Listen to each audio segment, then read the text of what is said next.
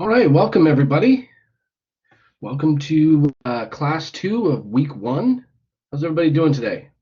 It's a nice day outside, actually. It's fairly warm right now. It wasn't that warm earlier.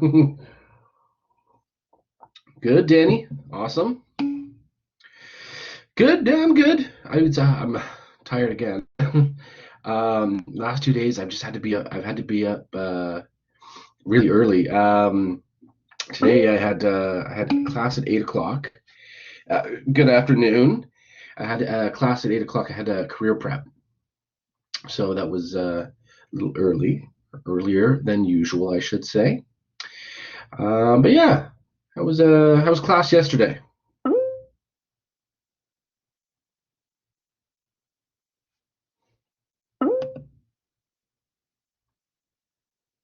Or I should say, what classes did you have yesterday?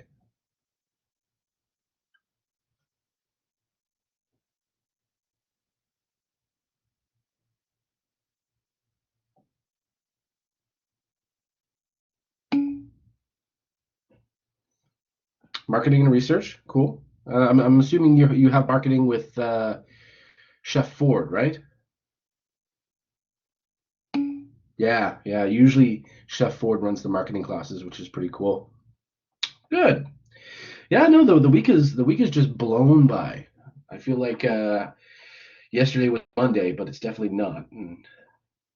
But that means we're closer to the weekend. Actually, this is your. I'm assuming this is your last class before for the day, so which means your weekend's kind of starting a little bit early. So today, what we're gonna do, again, because it's the first week, and you've probably got a lot going on already, we're gonna keep this fairly light.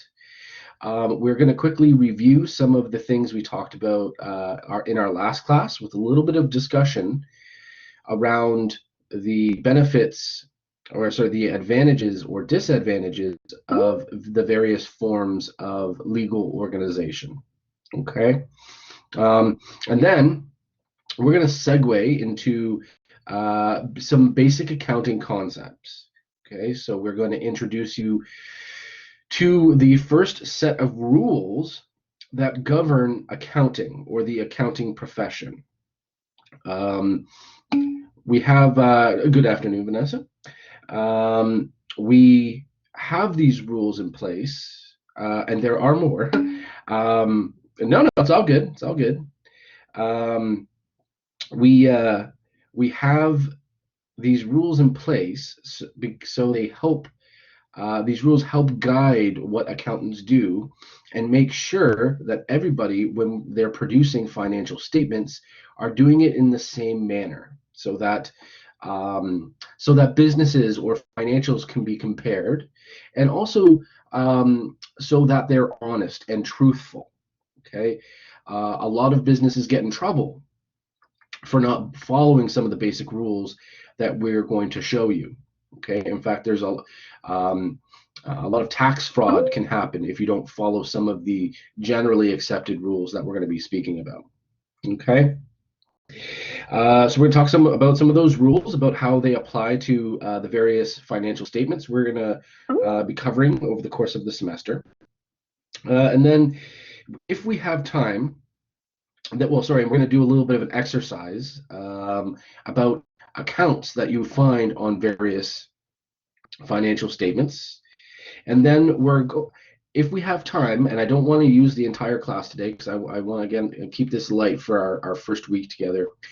I want to start to introduce to you another set of rules that help guide the accounting process. Okay. And the reason why I want to introduce them to you early is because they can be kind of confusing. Okay. I'm going to present it in a way that can be interpreted in a few ways. You can use these or understand these as just rules, and that you cannot deviate from these rules. Or I can provide a bit of a logic for you, so it'll help you remember these rules without exactly memorizing them verbatim. Okay. And I think this will help prepare you for next week. And next week is where we we start getting into the nitty gritty of accounting and going through the process. So, like I said, those steps that we have to take in order to create financial statements. So, I'm hoping that it'll make us more successful at that. All right. I've got a piece of paper and a pen here. I'm wondering if anybody has any questions, comments, and concerns that I can address and write down before we continue.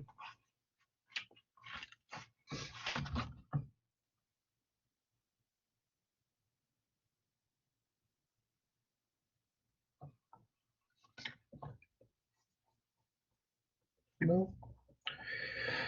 Okay. So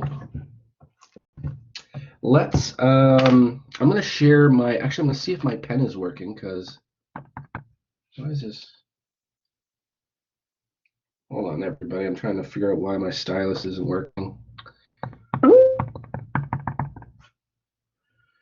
Oh, does this thing even take a battery? Okay, so this might be a bit difficult without my stylus, but I'm going to share. No, I know what I can do. So I'm going to share a whiteboard here. There we go. So last week we spoke about what accounting is. Okay, so accounting is a process for collecting, summarizing, analyzing, and producing financial information. Okay. We also spoke about legal forms of organization. So I'm just going to put this in as we go along.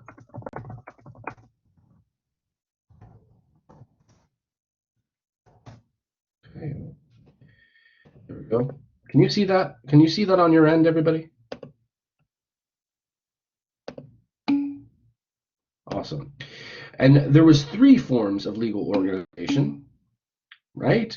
Can anyone remind us what one of those were?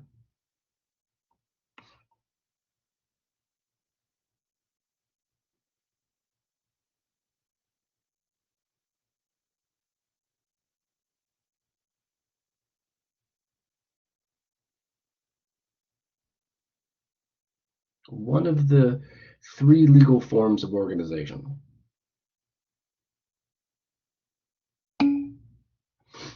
Exactly, Nathan. One was the sole proprietorships.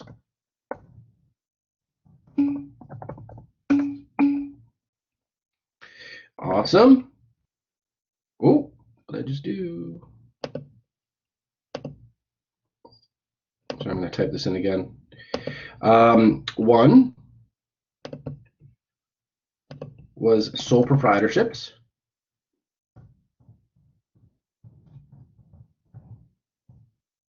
Very good.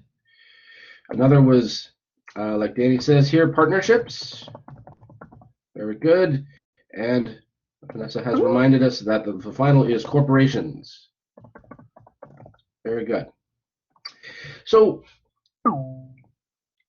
to refresh you, a sole proprietorship is a form of organization where there is 0 difference between the business and the owner of the business. They are one entity.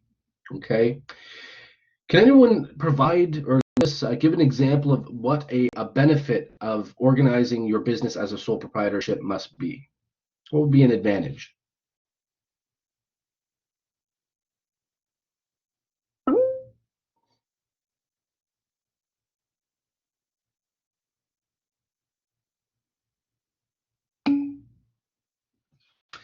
Exactly, Paul. We don't got to share no profit. So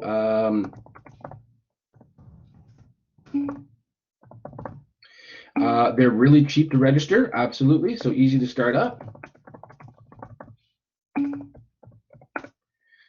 Do your own business, all exactly, Vanessa. Yeah. So no profit sharing, and that's a really good segue.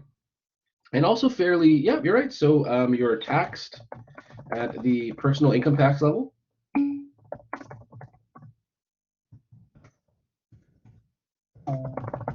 Here we go.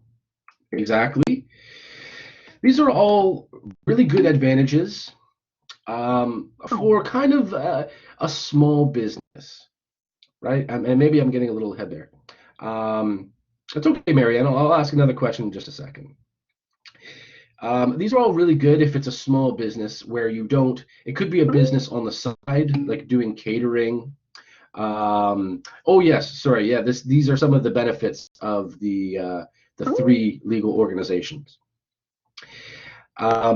Yeah, so this is good for small businesses. This is good for something that's being done on the side. I think last week I gave the example of somebody I knew had an online pierogi shop, right, where they would take orders for pierogies, and it was small, and she did it on the side, so she kept it as a proprietorship. Yeah, oh yeah, pierogies. They're actually really good pierogies, and my my grandpa, or sorry, my grandma was is Ukrainian, so we get those at special times, but very few and far between because she has to make a lot of pierogies and she's got small hands. Um, but there are some disadvantages to sole proprietorships. Can anyone remind us what some of the disadvantages would be? I'll put this in red. Unlimited liability.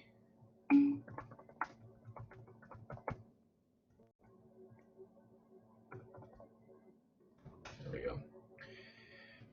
I don't know if I mentioned this before, but I'm a terrible speller. There we go. Unlimited liability. Absolutely. You are liable for all of the financial obligations and legal obligations of the business, right? You could lose your house. You could go bankrupt. A story about this and why this is extremely important for management students and future entrepreneurs to understand is that my dad he owned a business, right, and he was frauded. Now, while the business was a corporation, my dad secured a loan, a very large loan, with the with the value of our family home, and because he did that, he became liable to that loan. He became personally liable to that for that loan. In his business, his VP of operations frauded him. From right now we know he frauded it. We frauded the business for I think it was like $2.3 million, and because that happened, it crippled the company. And when that happened, my dad was personally liable for that debt of the company. He had to sell his house. Well, I had to sell my mom and dad's house. He had to go bankrupt, and I can tell you from personal experience that going bankrupt, losing your business, or losing your home is not something that you want to do in any of your lifetimes. Okay, your partner won't like it. So unlimited liability or personal liability for the financial obligations of your business is a huge disadvantage, right?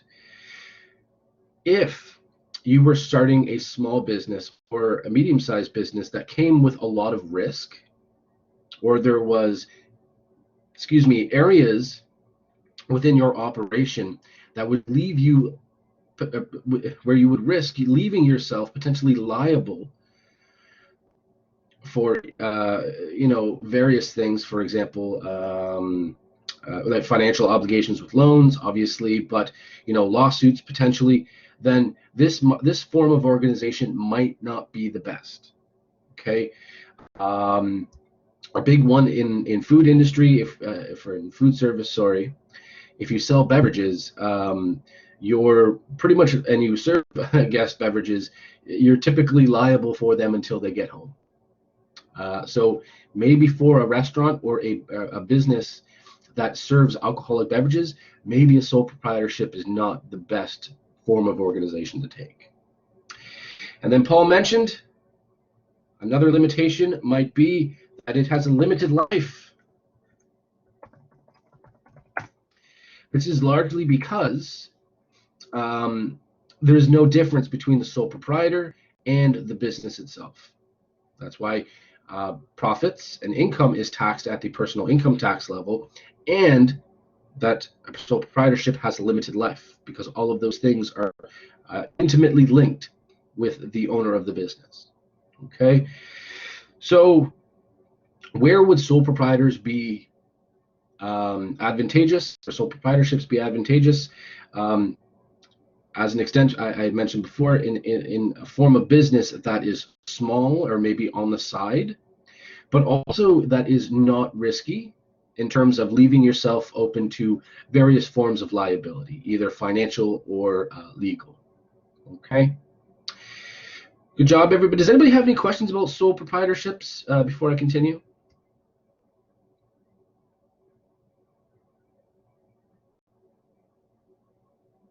If you want more information about, oh, there we go, BDC. Actually, just give me one second. I want to make sure this is the right one. BDC.ca. It is. If any of you want more information about starting up a sole proprietorship, a partnership, or even a corporation, here's a website. It's called BDC, the Business Development Bank of Canada. Okay, lots of good resources there in terms of starting a business. And again, if you're looking to make some extra money, you can always do catering. One of my students opened up a virtual bakery. Okay, and all of these things are mostly sole proprietorships because they're easy to start up. It's good to know that small business is not ideal to sell alcohol. Yeah. There's a lot of liability with it. I mean, if it's incorporated, then totally. But yeah, it just opens up a big door for potential lawsuits, especially because in some cases you can't necessarily tell who's been overserved. So, good call. Next, partnerships. As a bit of a refresher, partnerships are when more than two people come together and start a business towards one particular goal. Okay.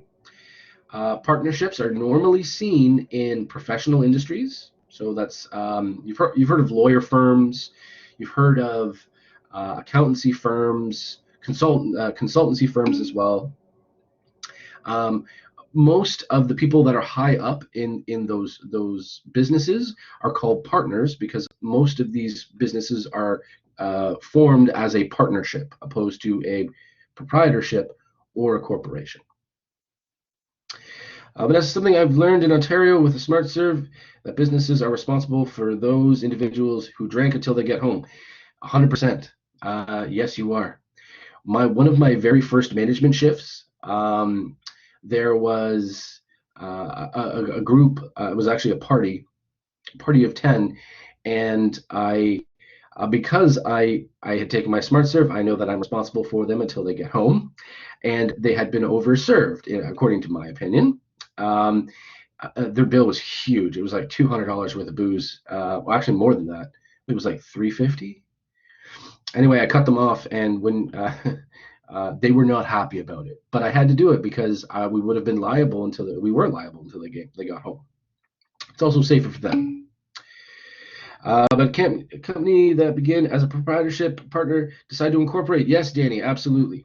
So you can start a business as a sole proprietorship or as a partnership, and then if you want to incorporate, you can do that as well. Absolutely. So going back to partnerships, what are some advantages of a partnership?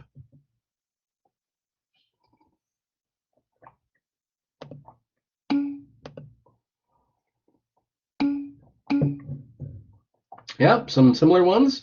So low startup cost.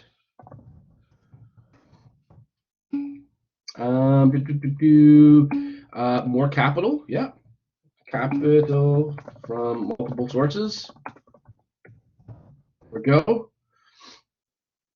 Yeah. Okay. So mutual agency. right? Shared responsibility, kind of the same thing as mutual agency. Taxes, there are some tax benefits. Very good. Combination of experience as well.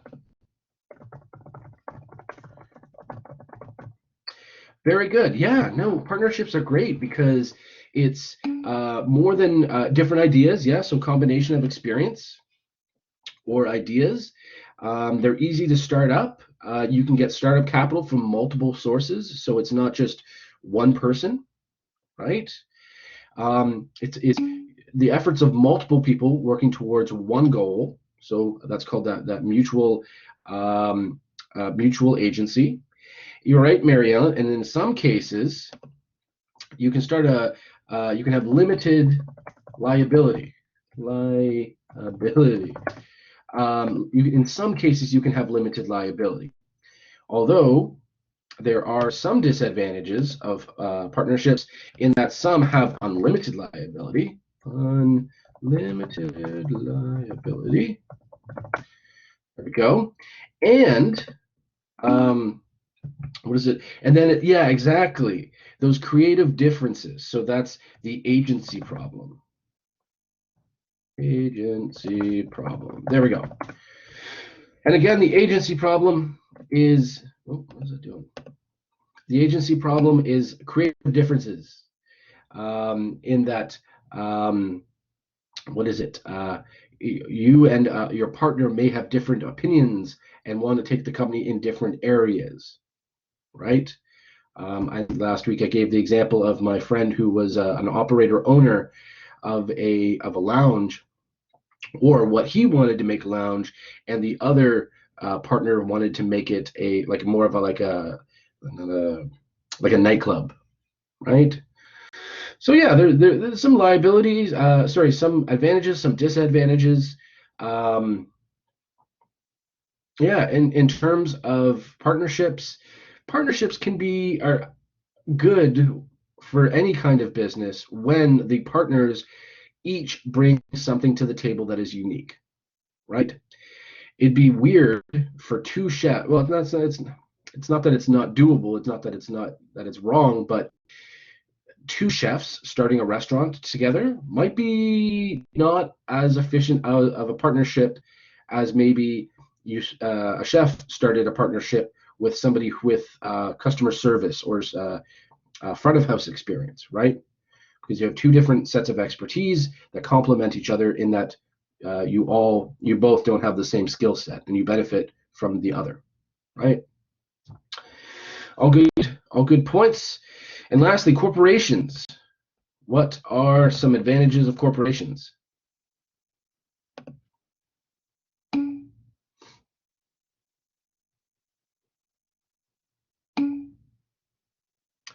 And government control could be a pro for investors. Yes, absolutely. But let's take the viewpoint of the business owner. So you're the business owner. What are some advantages of you starting a business as a corporation? So you have some protection, right? Limited liability. There we go. And this limited liability is also called the what is it? The corporate veil. Okay, the corporate veil is a wall that provides you that limited liability. So as a corporation, the owner of the business or owners of the business and the business itself are two distinct entities. So the owner, because they're two distinct entities, the owner cannot possibly be liable for the actions of the corporation. Okay. That said, there are a few things that can pierce the corporate veil. One is fraud. Okay, I remember I gave you the example that my father was frauded. The reason, well, my dad didn't fraud the company, but the other dude did. The reason why the reason why he did have to pay that money back was because he personally guaranteed that loan with the house. But If you own a corporation and someone was to defraud you, that person is personally liable for that. Or if you wouldn't do this because you're all ethical people, but if you, as an owner of a corporation, defrauded the company, you could be sued. And in a lot of cases, this is a tort law, okay? But the tort law sets a precedent for the criminal law because fraud is illegal as well. So people could do jail time. Question here: can you explain again why we have both limited liability and unlimited liability in the partnership part? Yes, of course I can. Most partnerships are unlimited liability. Okay, so the partners are liable for the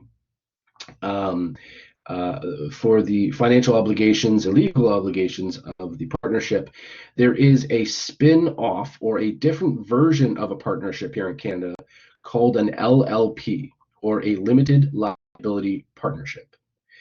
In that form of organization, so a limited liability partnership, you would have limited liability. Not as great as corporations, but there is some protection there. Does that help answer your question? Awesome.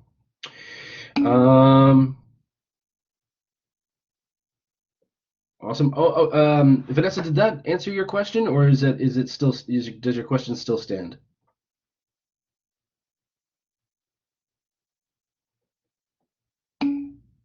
Okay. And maybe just to recap the differences really quickly.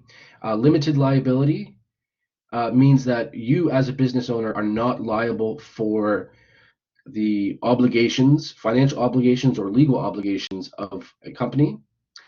So if your company is being sued, you are not personally being sued. Unlimited liability, on the other hand, means that you are liable for those obligations. So in some cases, if your business is being sued, you are also personally being sued. Okay. And then what else do we have here?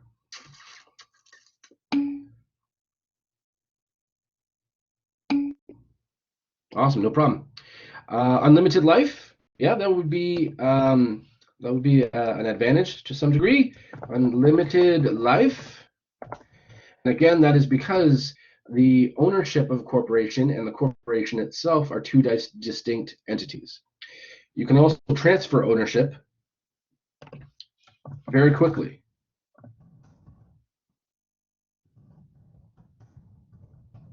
Okay. 100%. You have, Marianne, you have way more access to capital or expansion.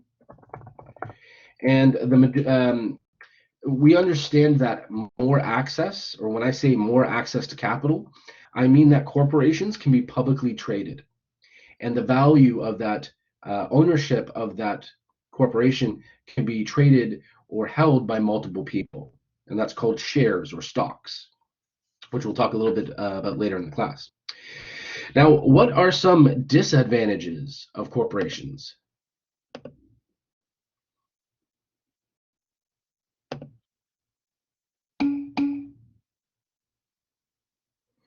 More tax, yep. Double taxation.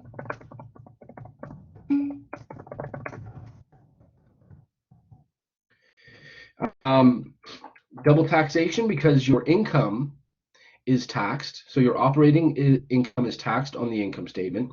And then if you pull out dividends, which is withdrawing money from a corporation for the owners, if you declare dividends, they're also taxed as well. Ryan, bigger risk?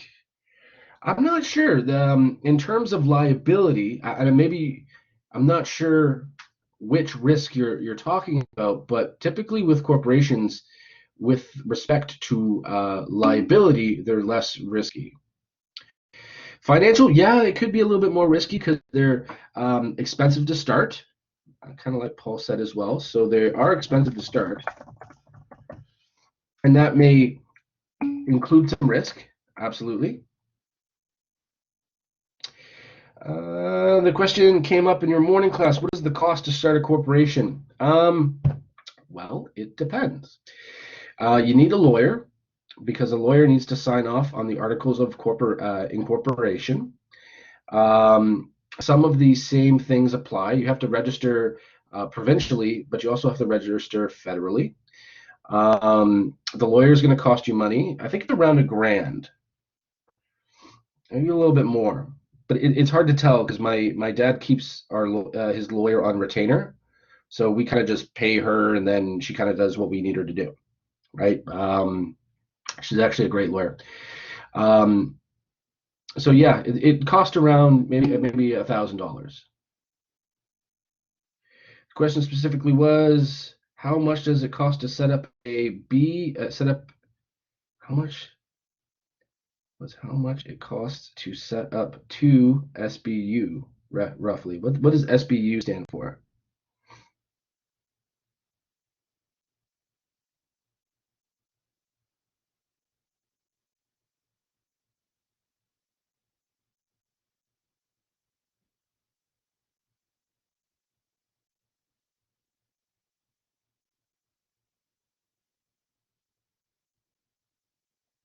I don't know what SBU stands for here. Oh, a strategic business unit. A bit unclear. Strategic business unit, that could, from my understanding, that could have multiple meetings. A strategic business unit could be a department in an existing business already, or it could be just generally a business. And if it's a business, it can use any three of these, really.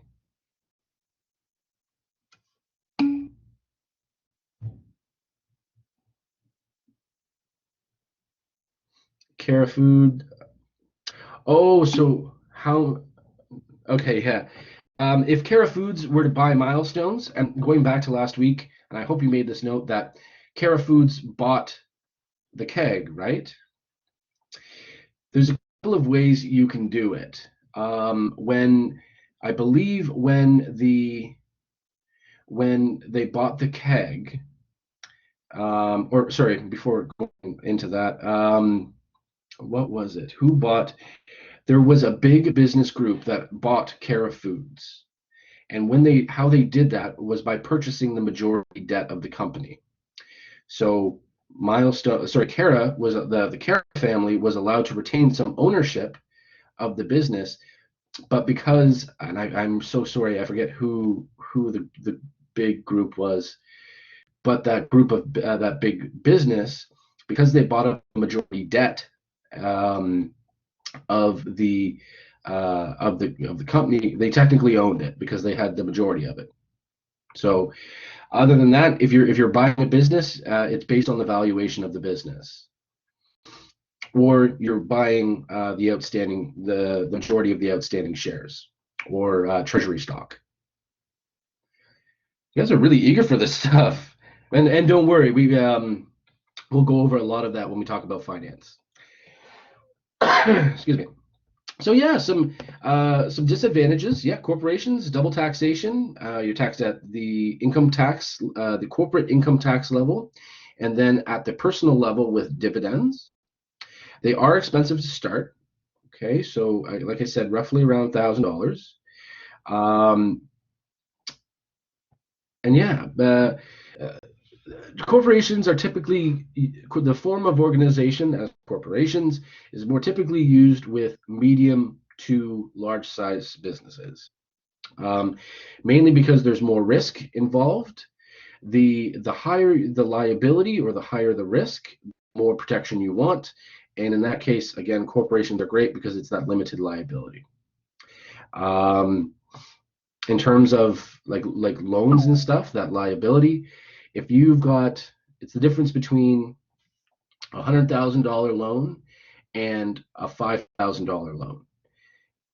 A business that has to take out $100,000 loan is a bit more risky than a $5,000 loan, right? Because it's easier to pay back that $5,000 than $100,000. if you have to take out a $100,000 loan, I would be definitely incorporating, because that will help protect you from that financial obligation of the loan, right? So again, each form of organization has its benefits and has its downfalls. Some are better suited towards different kinds of businesses, whether small, large, risky, not risky, multiple people, single people, things like that. So whichever form of organization you choose in the future to either start a business or things like that, just remember that the form of organization that you choose should really fit the context of the business that you have. Okay, so if it's a small business, I would consider a sole proprietorship. If it's rather risky and you're taking out big loans, corporation might be great for you. If you're working with somebody else as a partner, then obviously a partnership would be great. Okay, but it depends on the business that you set up. While they're all different, they all have advantages and disadvantages. They all use accounting as an information system, and they all use the accounting process.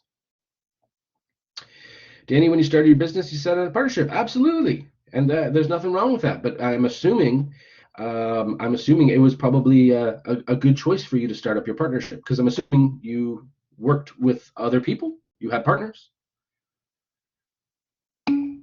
Yeah, many others. Very good. So yeah, and that's a great example. So the partnership form of organization worked really well with you. Very good. Good job, everybody. And now, today, we're going to show you some of the rules that every single one of these forms of organization have to follow within their accounting practices. While we are going to talk about these rules as they apply here in Canada, there are very, very similar international rules. Today we're going to talk about gaps, which are generally understood as generally accepted accounting practices. The international equivalent of those are called IRFSs, so International Standard Reporting. International Standard, International Financial Reporting Standards. There we go. And they're pretty much the same thing. It's just the international equivalent, so that everybody who's operating internationally can follow the same rules. So before I put up the PowerPoint, does anybody have any questions before I continue?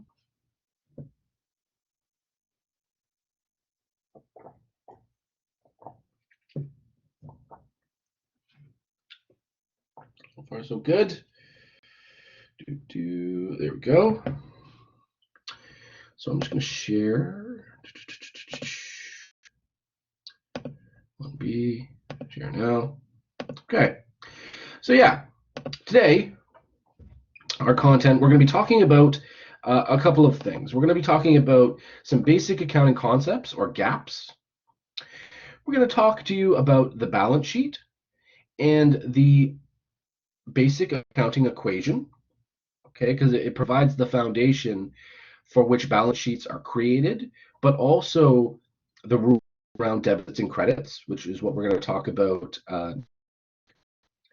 going to show you what a balance sheet looks like, okay? We're going to talk about the measurement of business income and some of the gaps that apply specifically to the income statement, or the creation of an income statement. We're going to talk about, we're going to show you what an income statement looks like. We're going to talk about a transactional analysis to see if transactions have actually occurred. And then we're going to talk about other ideas around income measurement and the owner's equity section on the balance sheet, because it can be kind of confusing at times.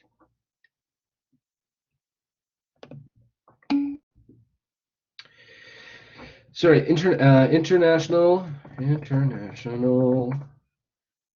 financial, oh my goodness, financial reporting standards.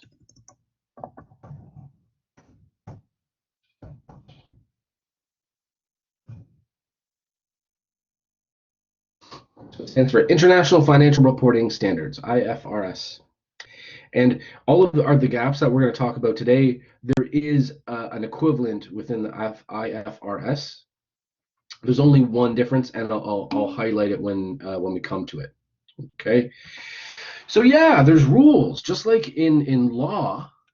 There's rules about what to do. Like there's precedents, right? That suggests that because this has happened, we are going to do this, and there's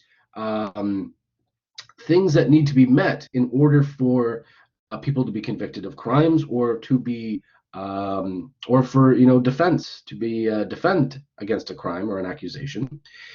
In accounting, there are similar rules, and these rules tell us what to do. These rules provide the foundation from which financial statements are created, and they make sure that all the people that are creating accounting information are on the same page with how these financial statements, are being created.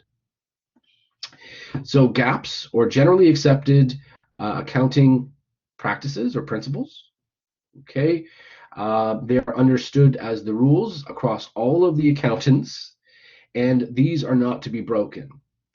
Most accountants are they're a part of a committee, much like doctors are, nurses, some teachers. And if you break these rules, you could lose your license to practice.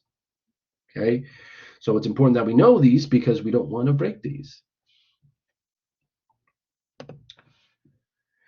Here are some of the gaps or concepts or principles that tell us how we should be creating our balance sheets. And again, a balance sheet is a financial statement that gives an indication of a business's health.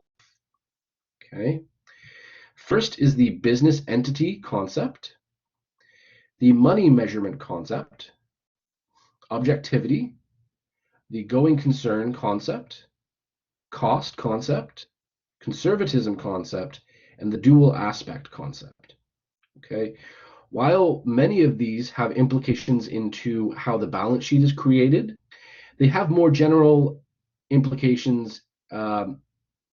General implications as well, not limited to the creation of an income statement, but also general accounting practices. And I'll highlight some of those as we continue.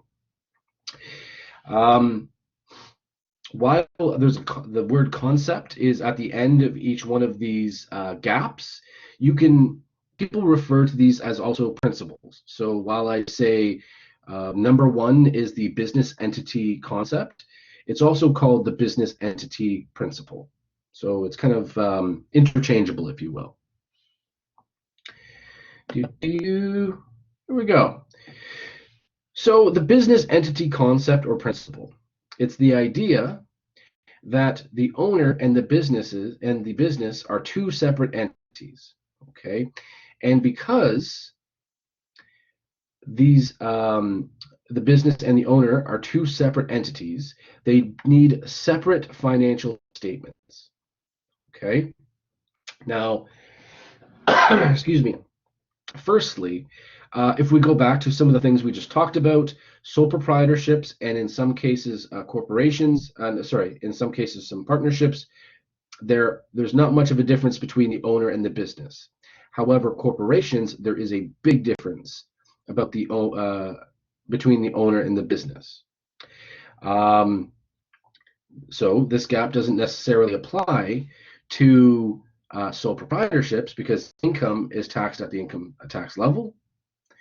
But within corporations, because the owner and the business are two separate entities, they need to have two separate sets of financial statements or financial information, and the business's finances or accounts should not include information from the owner. For example, if the owner buys a car, which is an asset, you cannot list that as an asset on the business's financial statements. In some cases, yes, personal expenses can be included in the financial statements of a corporation. However, only to a certain extent. Above that extent, and I can't get necessarily more specific than that without a little bit of time and an example, because there are many examples that you can pull up. Catherine, was that a question?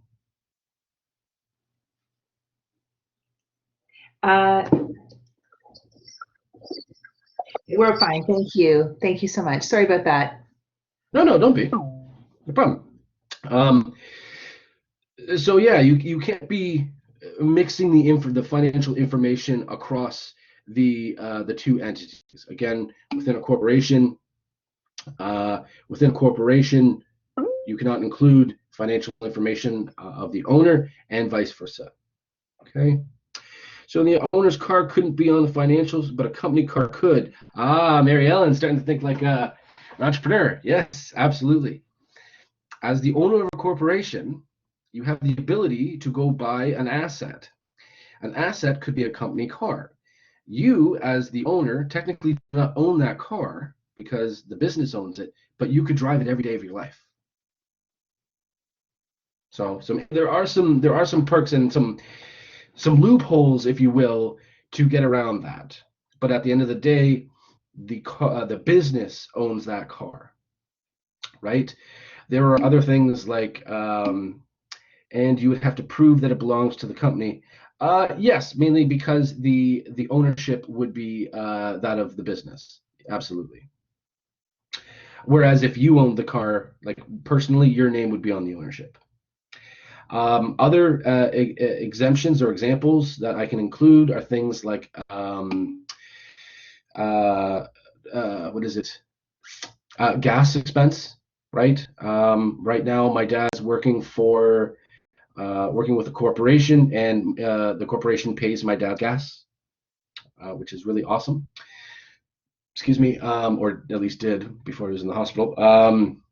Other things like promotional expense. In industry, we have you have a promotional expense or a miscellaneous expense, where it's kind of a catch-all item for everything that's really not business related, and you can use that to some extent. For example, like throwing holiday parties. I've seen that done in the past. My restaurants have done that in the past, and things like that. But typically speaking, the financial information of the owner and the owner's assets and liabilities are not included in the business's financial statements. Okay. Yeah, it's just the idea that they're two very separate entities. Okay. Does anybody have any questions before we continue?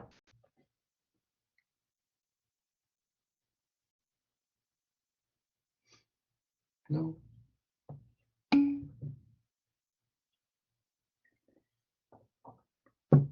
Oh, Vanessa, you have a question?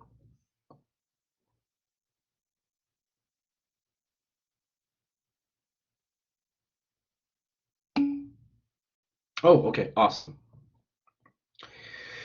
Then we shall continue for the next 2 minutes, and I think we'll take a bit of a break. This is a super easy gap. It's called the money measurement concept or principle.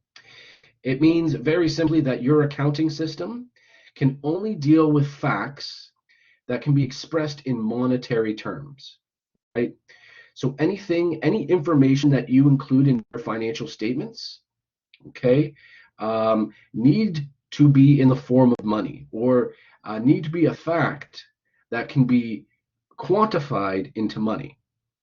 For example,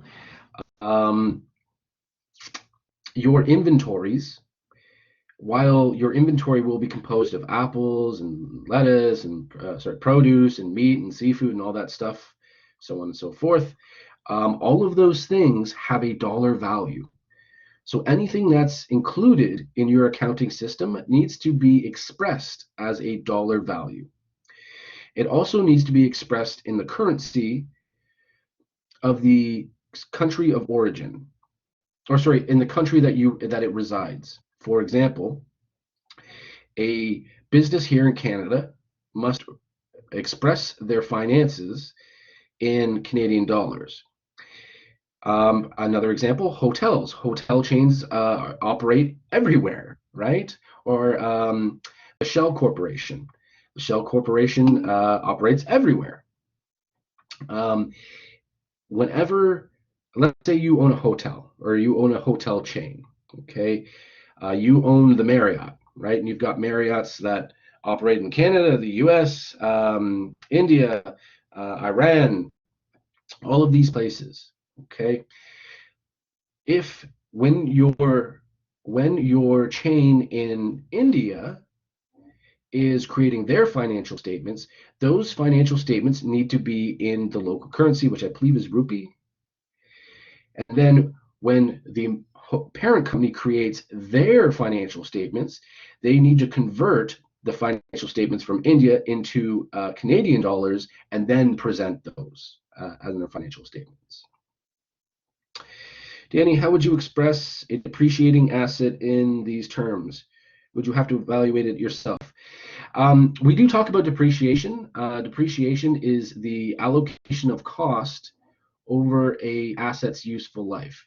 There are four methods for calculating depreciation. Okay, and we'll talk about more about how to calculate that. But very briefly, there's the straight line basis, the straight line method, which is probably the easiest and the most common. There's sum of the sum of the year's digits method, and then there's accelerated methods. For example, double declining balance, and what was the other one? Sum of the year's digits. I apologize. It is an accelerated method, and then the final one is the usage method, where it's based on units that are being used. So we don't necessarily have to evaluate it ourselves when we're calculating depreciation. We simply use one of those depreciation methods. Does that help, Danny?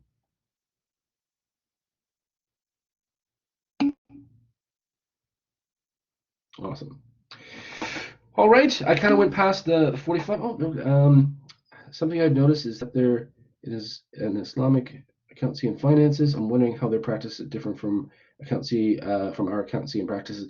Yeah, that's interesting. And there are subtle differences internationally between us and the United States. There's not too much of a difference. I think the only difference is conservatism, which is what we'll talk about in a second. Otherwise, from the Asian continent, I don't really know. But if a Canadian company is operating, you know what I mean, using, if they're operating in Afghanistan or Iraq or Iran, the statements that they produce in those countries need to be in the local custom. But when the parent company here in Canada produces their financial statements that include the statements from abroad, they need to be converted back into our standards because we're reporting them here in Canada. But still, if it's a national corporation, they usually follow those international financial reporting standards, typically. Okay. So that was a really cool comment. I didn't know that. I'll have to check that out. So we did kind of go past the break time, and my throat is starting to dry up. So let's take a quick 15-minute break. And we'll be back at, what is it, 53, 103, 4, 5, 6, 7, 8. We'll be back at 2:08. Okay, so I'm going to do break. Back at 2:08 p.m. How's that sound, everybody? Sound good? All right, and it's now 54, so we'll be back at 2:09. There we go. Very good. Sounds good. Ryan, awesome. Thank you for letting me know. I remember now. Go out, grab your vaccine. Everybody else, take a break, and we'll be back at 2:09 p.m. Have a good break, everybody.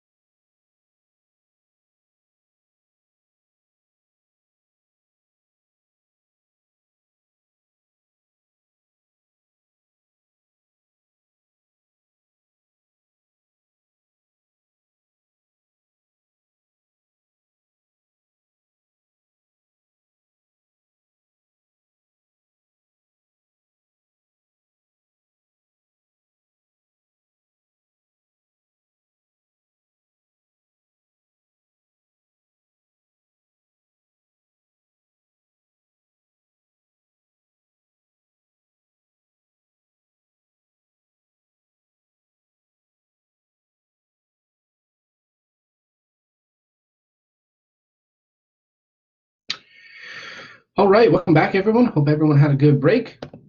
So I've got a question here on the board, and I typed it really quickly, so there's two spelling errors. So I'm going to read this for everybody. You have a business that operates internationally, but is based here in Canada. Question being, your financials, and it's a kind of true and false, your financials must be in Canadian dollars. Yes or no? What do you think?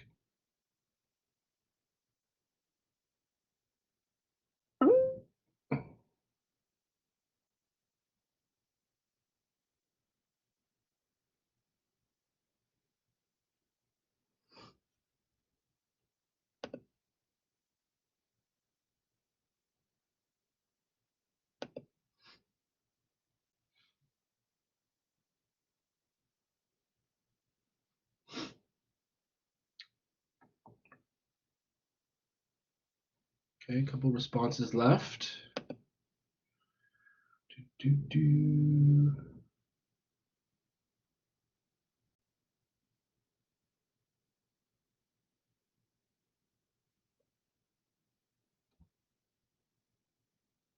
Okay. 6 more responses.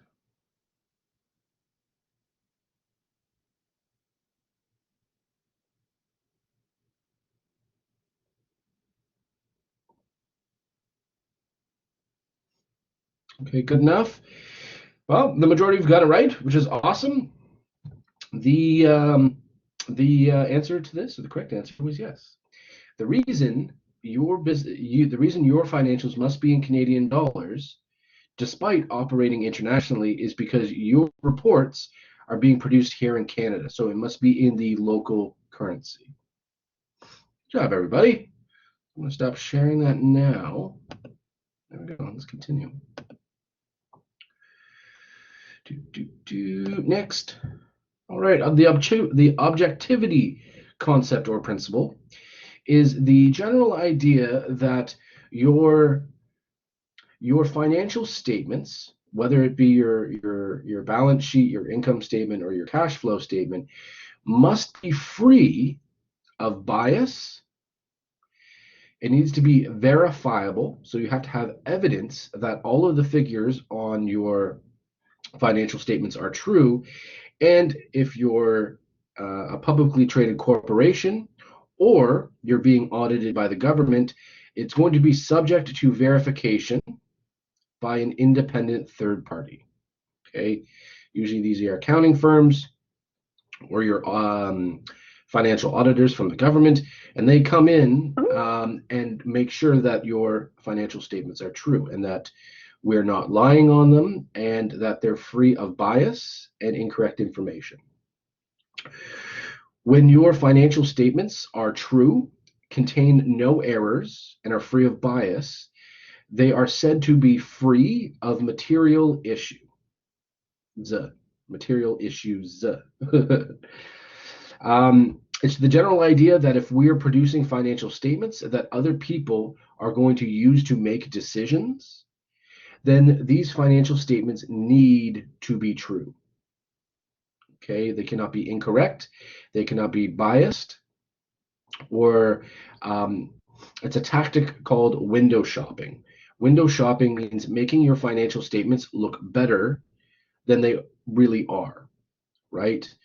Um, People have done that in the past, and the reason why they do that is to um, make it look like they're making more profits so that people will invest in their company more often or at larger sums of money, or they decrease their profit drastically so that they don't pay a lot of income tax. Okay, so when we're creating our financial statements, they need to be verifiable, free of bias, and subject because they could be subject to verification. Okay. Does anybody have any questions about objectivity before I continue, or was that fairly straightforward?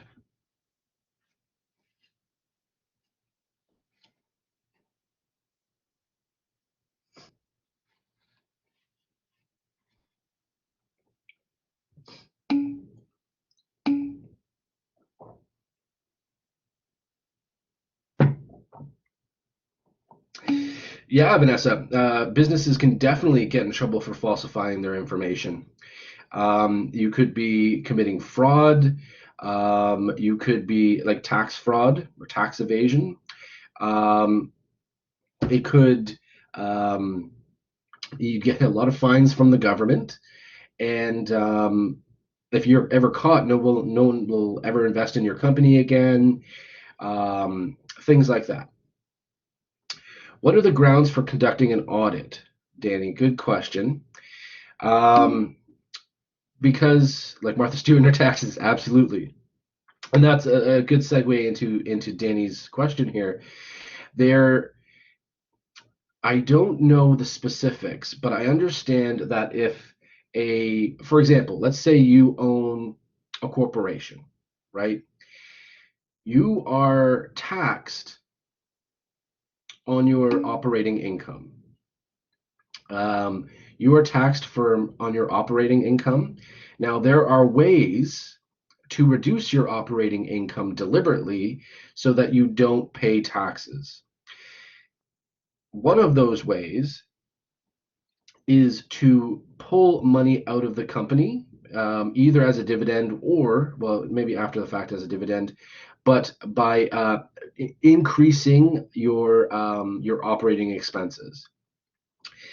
If the government were to notice that between two periods, your operating expenses increased a lot without a particular reason. So if your sales stayed the same and your operating expenses increased drastically, they would probably want to come in and audit your company to make sure that you're what is it called, that you're reporting your expenses in line with these rules, right? For example, there was one year where my dad at the beginning of the year he created a lot of expenses for the business, which is totally fine. You as a business owner are allowed to do that. But at the end of the year, he showed a net loss, so he didn't make any profit. So his taxes were a lot lower than in previous years. Because that happened, the government came in and audited my dad. Fortunately, his financial statements were free of any material issue, so everything was fine. But people do this deliberately. Martha Stewart again, insider trading. That's why we need to keep our records for 7 years. Yeah, I don't know. We do have to keep our records for 7 years, even though I lost mine from last year. So yeah, good question. The going concern concept or principle. It's also known as continuity. It's the assumption when we're creating our financial statements that the organization will continue to operate into the future or forever. Okay. It's also the assumption that the organization will not be sold or liquidated, so closed down. And as a result of this, there's no need to record replacement values for assets on your balance sheet, and that the assets will still be used in the future, and that the financial obligations of the organization can be met in the future. Very closely related to the going concern concept is that there is a proper way for you to be, why is that yellow? I can barely see it. For you to be recording the value of your assets on your balance sheet. Okay. The value you paid for an asset is the cost of it, and the cost is what you put on your balance sheet, or that's the value that should be shown on your balance sheet. Now, I think before I continue, maybe I should define what an asset is. Does anyone want to throw a guess out there, or do you have a rough definition that you could provide the class? What's an asset or a business asset? Maybe I should have been more specific there.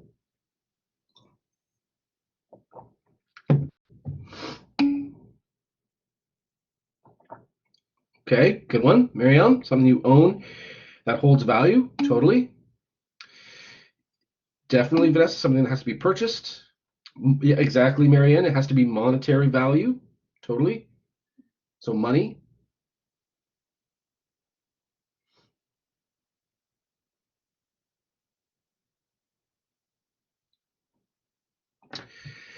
Yeah, good job. I think the only other piece I would add to your definitions is that they're like 9.8 times out of 10, assets are physical things. Okay. So an asset is something a business owns that is typically tangible that the business needs in order to produce revenues. Okay. It also has a value, like we had mentioned.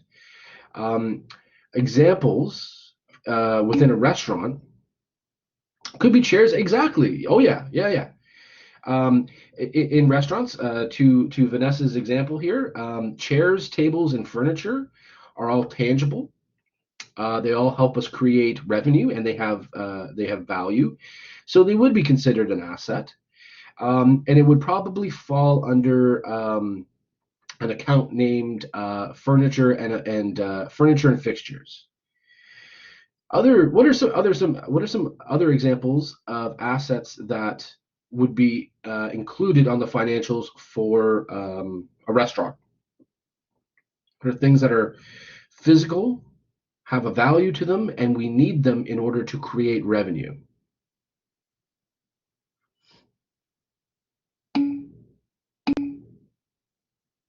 100%. Yes. Another typical asset on a balance sheet is called the equipment account. Yeah.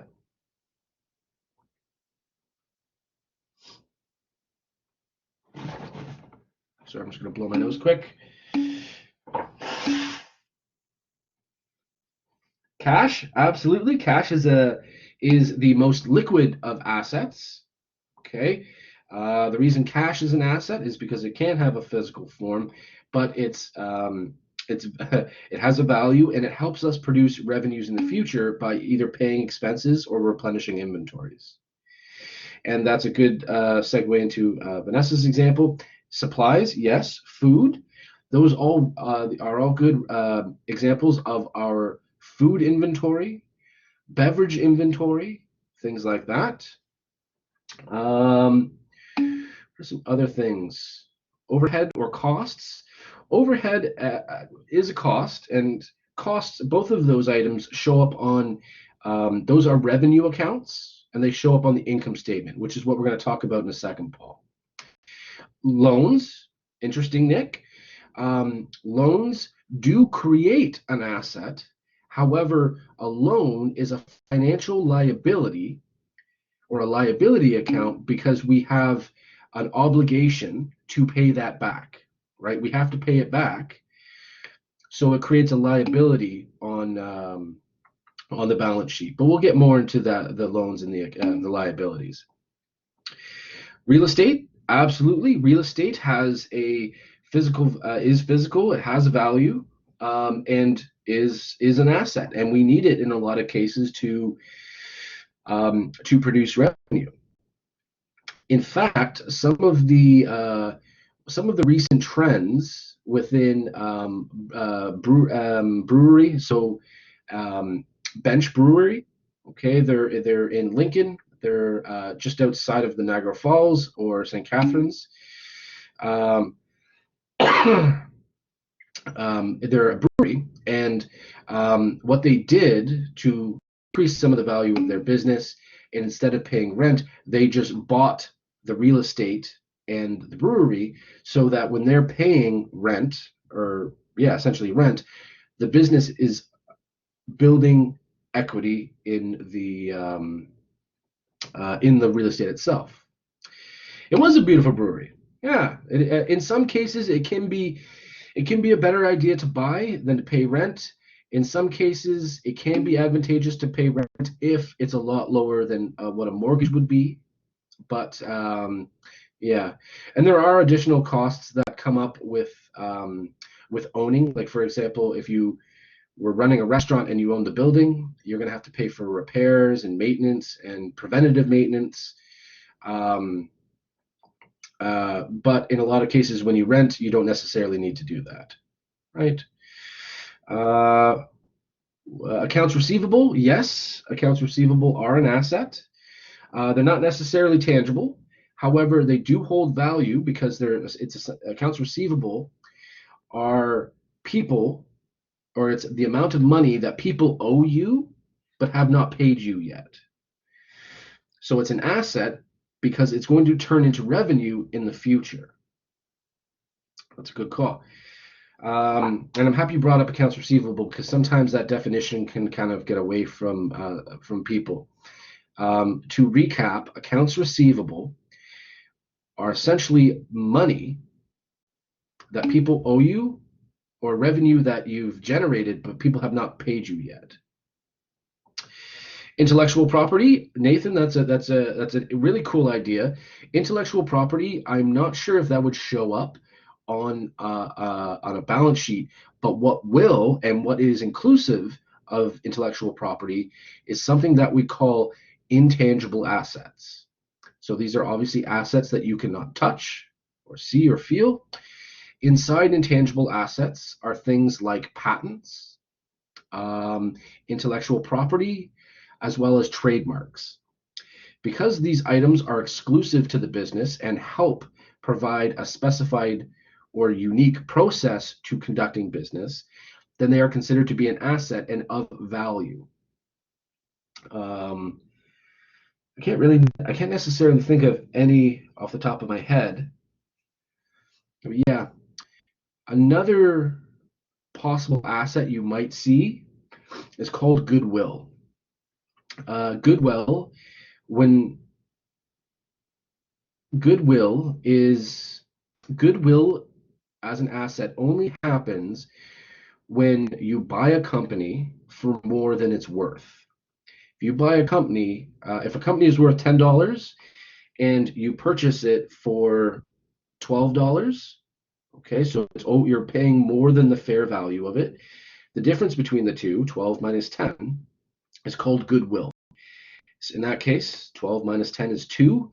You would have goodwill of 2. Long term is ideal to purchase, or it depends on the mortgage versus the rent. Yeah, typically long term is when your business is long term, it is ideal to rent. Sorry, it is ideal to purchase, but you are really constricted to the amount of funding and capital that you have, right?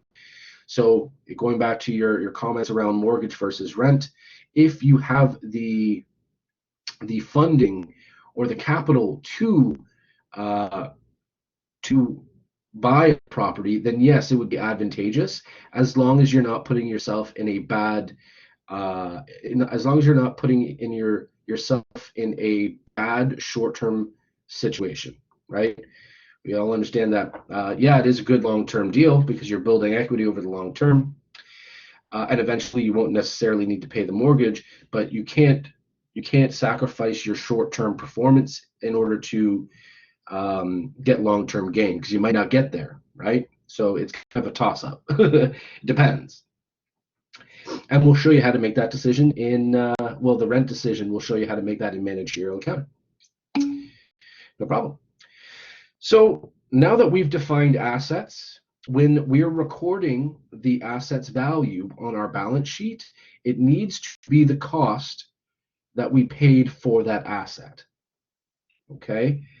There is departures from that called depreciation, where we lower the value of our assets, but still on the balance sheet, the value of the asset will be the original cost. What do you guys think about that? Fairly good, or do you want me to go over that again or clarify?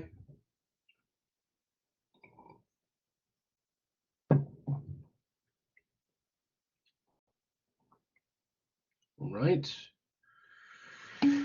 Here we go. Conservatism, as I mentioned before. Conservatism is the idea that we must show or value or show the true value of our assets at the lowest possible cost. Okay, we're allowed to depart from the original cost when there is evidence that there is value, the value of our asset is decreasing. Okay, for example, um, our assets. There are assets that will decrease in value. Okay, and while we still show the original cost, we are allowed to depart from that cost by using depreciation. And depreciation is allocating, or it depreciation decreases the value of a depreciable asset over a period of time. Um, as another definition, depreciation is the allocation of an asset's cost over the course of its useful life. So on a balance sheet, you'll see your equipment listed with the value of your equipment. And then the next line underneath it will be accumulated depreciation, and it will be a negative number. And then you'll have your net value for your equipment, and it's the original value minus the accumulated depreciation. But you still, and while we're allowed to depart from the original cost is still shown on the balance sheet. In restaurants, I think we spoke about this in cost controls. We must be recording our inventory at the lowest possible value. The reason why we must do that is because if we show increases in values of our inventory, because there are multiple ways we can value our inventory. There's FIFO, there's LIFO, there's the actual purchase price, the latest purchase price, so on and so forth. If we show increases in our inventory, then it decreases our food cost, or our cost of food sold, whereby increasing, I had that flipped. It increases your cost of food sold, whereby decreasing your profit, whereby decreasing the amount of taxes you'll pay to the government. I think I mentioned before, they don't like it when you decrease the amount of taxes that you're paying them, right? And conservatism is the idea that we need to value our assets on the lowest possible value, and that despite having to show the original cost of our assets, we can depart from that cost when we have evidence that that cost, that asset is no longer as valuable, right? There's a saying: if you buy a brand new car, so brand new, 2021, it has 0 kilometers on the car. You are the only person that has ever sat in that car. It just got to the dealership, and you bought it that day for cash. Okay? They say that when you drive that car off of the parking lot of the dealership, the value of your car goes down 25%. It's the same thing with our assets, right? As we use these tangible things, they become less useful, right? For example, the longer you have a convection oven, the longer you have a convection oven, the less useful it will become. Eventually, one day, that convection oven will break and will need to be replaced.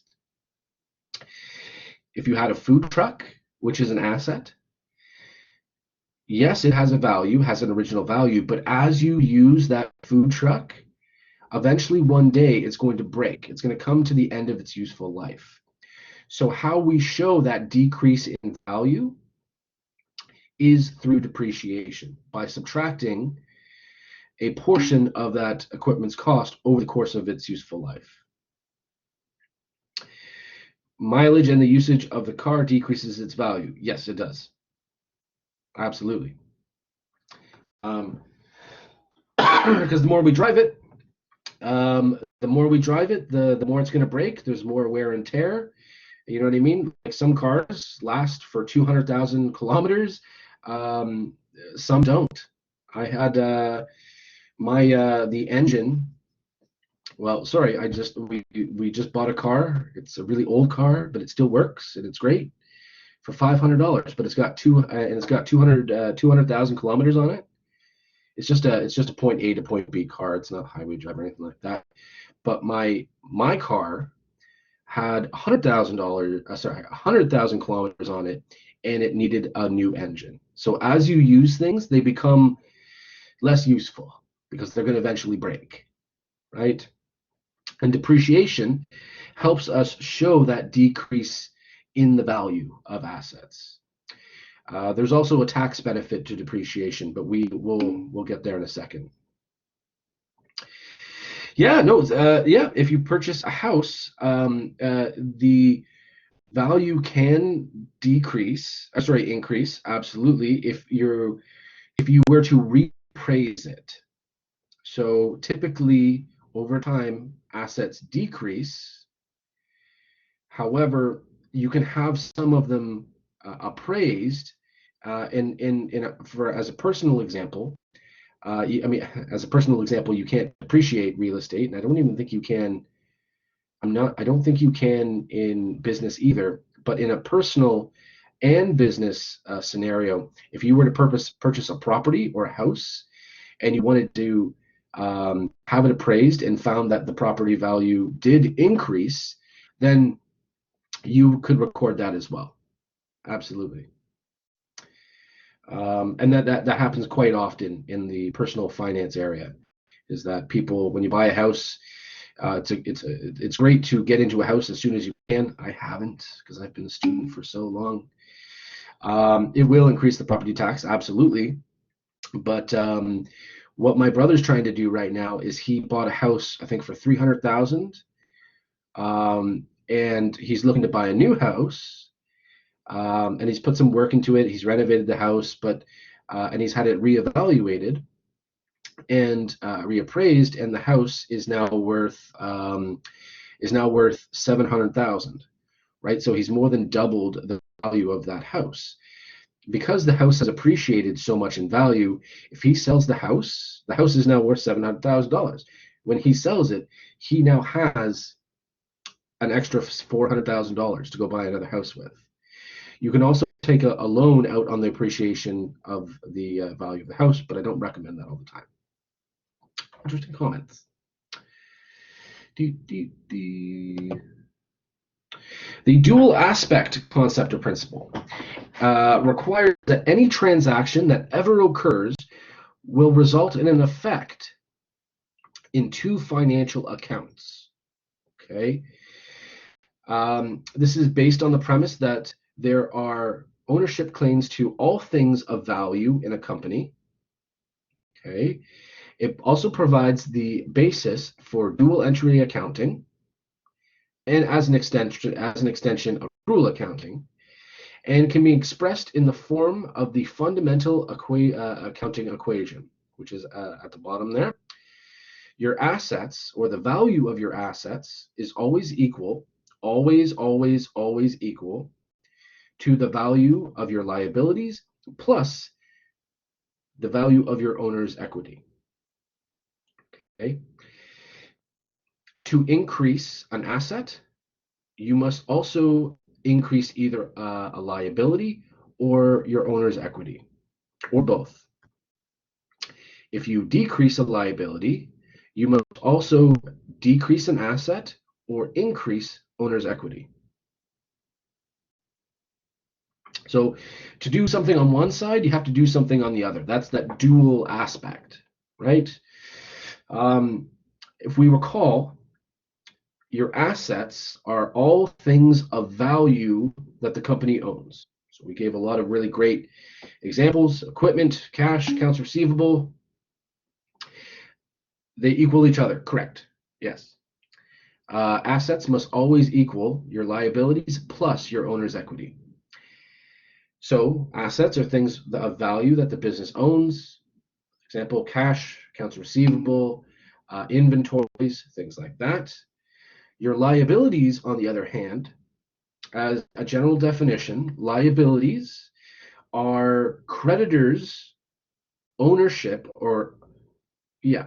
liabilities are creditors' ownership claim to those assets. I really wish I could use my pen here. I wonder why it's not working. Just looking around for a stylus. Maybe I have one, or I can use my finger. I might try on my finger. So your liabilities are a claim or your creditor's claim to your assets. Okay. For example, if you had a loan, right? Your loan is a liability because you get it from creditors, for example, the bank, and if you default on that loan, technically they can come and acquire some of your assets because you've signed a contract with them that you will pay them back. If that was a little bit confusing, liabilities are more generally understood as the financial obligations of a business. Exactly, like a house with a mortgage. Yeah. So if you were to buy a house, then yes, your assets would go up because now you have an asset, but your liabilities would also go up because now you have a mortgage, which is a financial obligation to the bank. Liabilities um, can be short-term financial obligations. They can also be long-term financial obligations because some things need to be paid sooner than others. And we'll talk about that more when we get into the different kinds of balance sheets that we can talk about. On the other hand, owner's equity is the amount of capital that has been retained in the company. Okay, so your owner's equity is the sum of the owner's original investment and the retained earnings of the business. Okay, there are other things, for example, that can exist in there, but they're all temporary accounts. And because that's the value of the money and the capital that the owner has in the corporation, the company, it is the owner's claim to those assets or the value of the owner's claim to those assets, right? And when you take the total value of your assets and you take the total value of the liabilities, again, creditor's claim or short-term financial obligations, and the value of these owner's claim or owner's equity together, it should always equal your assets. Okay, so your assets or the value of your assets must always equal the value of your liabilities plus your owner's equity. Okay. Yeah, Paul, we're gonna go into a bunch of different examples of this. Okay, so I'm hoping it'll be more clear later. I've got some pictures and examples. So here, I've this is kind of just going over the basic accounting equation again, and with a bit of a definition around assets, liabilities, and owner's equity, with some examples of accounts that would be in each one of those sections on a balance sheet. For example, we mentioned that assets, cash can be an asset, accounts receivable can be an asset, inventories, prepaid expenses, and building equipment. Okay, because they all have a tangible value, are typically and help the business operate into the future. Okay. Now, when we come to liabilities, which are creditors' claims to our assets, but are also the financial obligations of the business, we have some examples here, right? We have accounts payable, we have notes payable, and taxes payable. If you see the word payable, it means that you owe that money and that you have not paid it yet. Okay, your accounts payable is the amount of money that you owe your suppliers that you have not paid yet, and you still have to pay. Okay, your notes payable is a loan, is a portion of a loan that you have to pay back but have not done it. That really scared me. Your taxes payable are taxes that you owe to the government, but you have not paid yet. Typically speaking, if you ever see something followed by the word payable, it means that you have a short-term financial obligation to pay that amount of money. Okay. Other examples of payables would it be wages payable. It means that you owe wages to your staff, but have not paid them yet because it's not payday. Okay.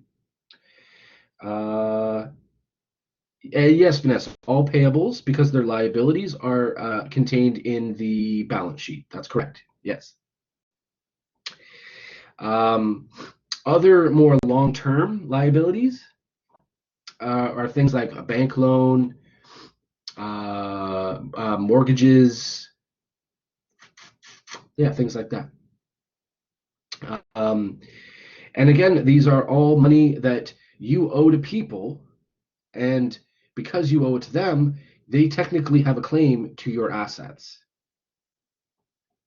On the other hand, owner's equity, which is again the combination of the owner's investment into the business as well as the retained earnings, is the owner's claim to the company's assets. Okay. Within a corporation, some typical or some common accounts that would be considered owner's equity would be common shares, which are shares of a business,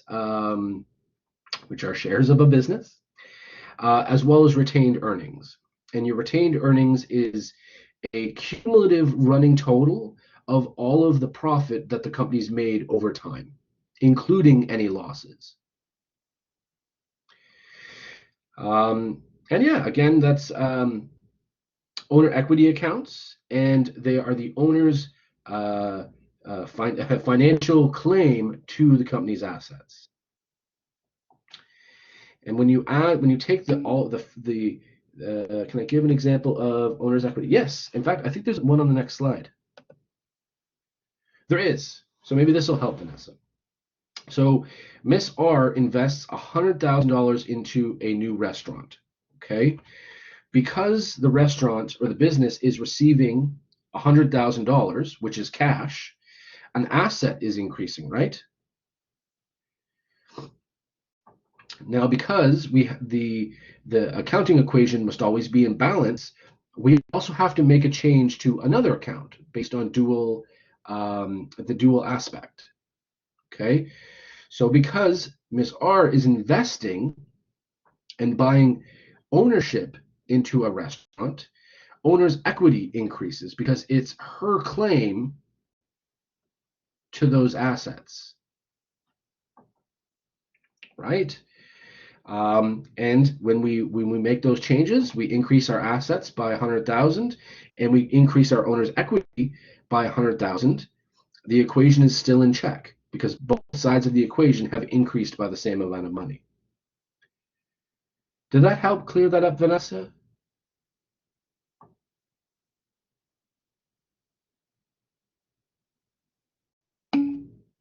Awesome. Yeah, owner's equity is just the amount of investment owners have put into the company, plus any retained earnings, which again are just that cumulative profit that the company has made. There are other things that can be included in the owner's equity section, but they're all temporary accounts. For example, if you pull money out of a business, it can create a withdrawals account to show the amount of money that you're pulling out of the owner's equity or the business.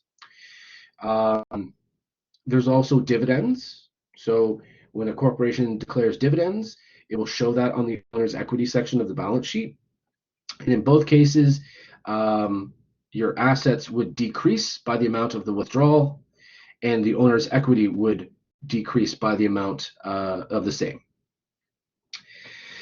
Another example here, just using the basic accounting equation. Let's say a restaurant borrows $20,000 from a bank.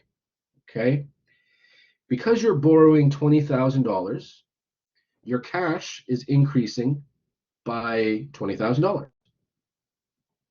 But because you owe that to somebody else, and you owe money to somebody else now, you've created a financial obligation, which is a liability. So your liabilities must also increase. by 20,000. And as you increase both, the basic accounting equation is balanced. And yeah, Catherine. Hi there. Thanks so much, David. I just wondered, would you mind going back to just when you started? I apologize, I was just a bit behind. Just to starting on the example of if a restaurant borrows $20,000, which account it affects? Yes, absolutely. Thank you. No problem. So, put my pen here.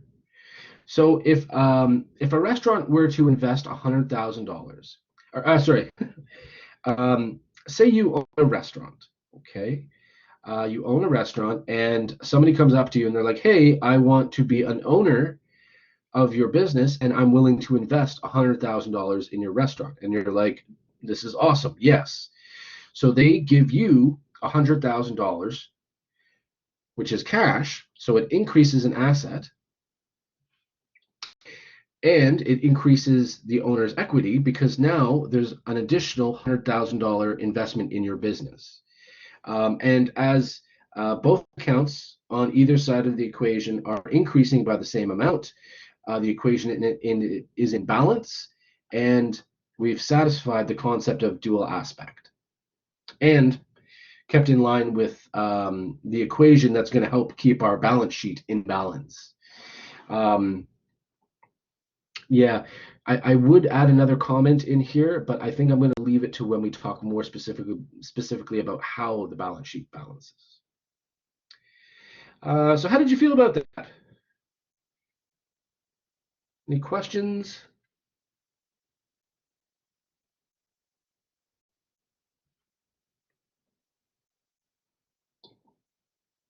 Is that a little crazy?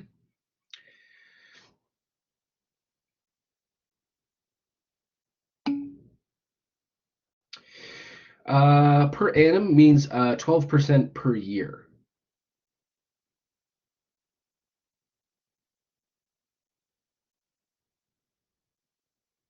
And the 12% is the interest. So typically when you go to get any kind of loan or any kind of credit, yes, per year. So the interest this where's my calculator? The interest this on this loan per year would be 20,000 multiplied by 0.12 or 2,400. We don't necessarily pay interest on a yearly basis. We usually pay it on a monthly basis. So it would be 2,400 divided by 12. Or if you can take 12% and divide it by 12, which comes to an effective rate of 1%. What happens when you pay half of the borrowed money? Yes, Vanessa, the interest is 12%. Absolutely. What happens when you pay half of the borrowed money? That's a good question. So, and a good example here.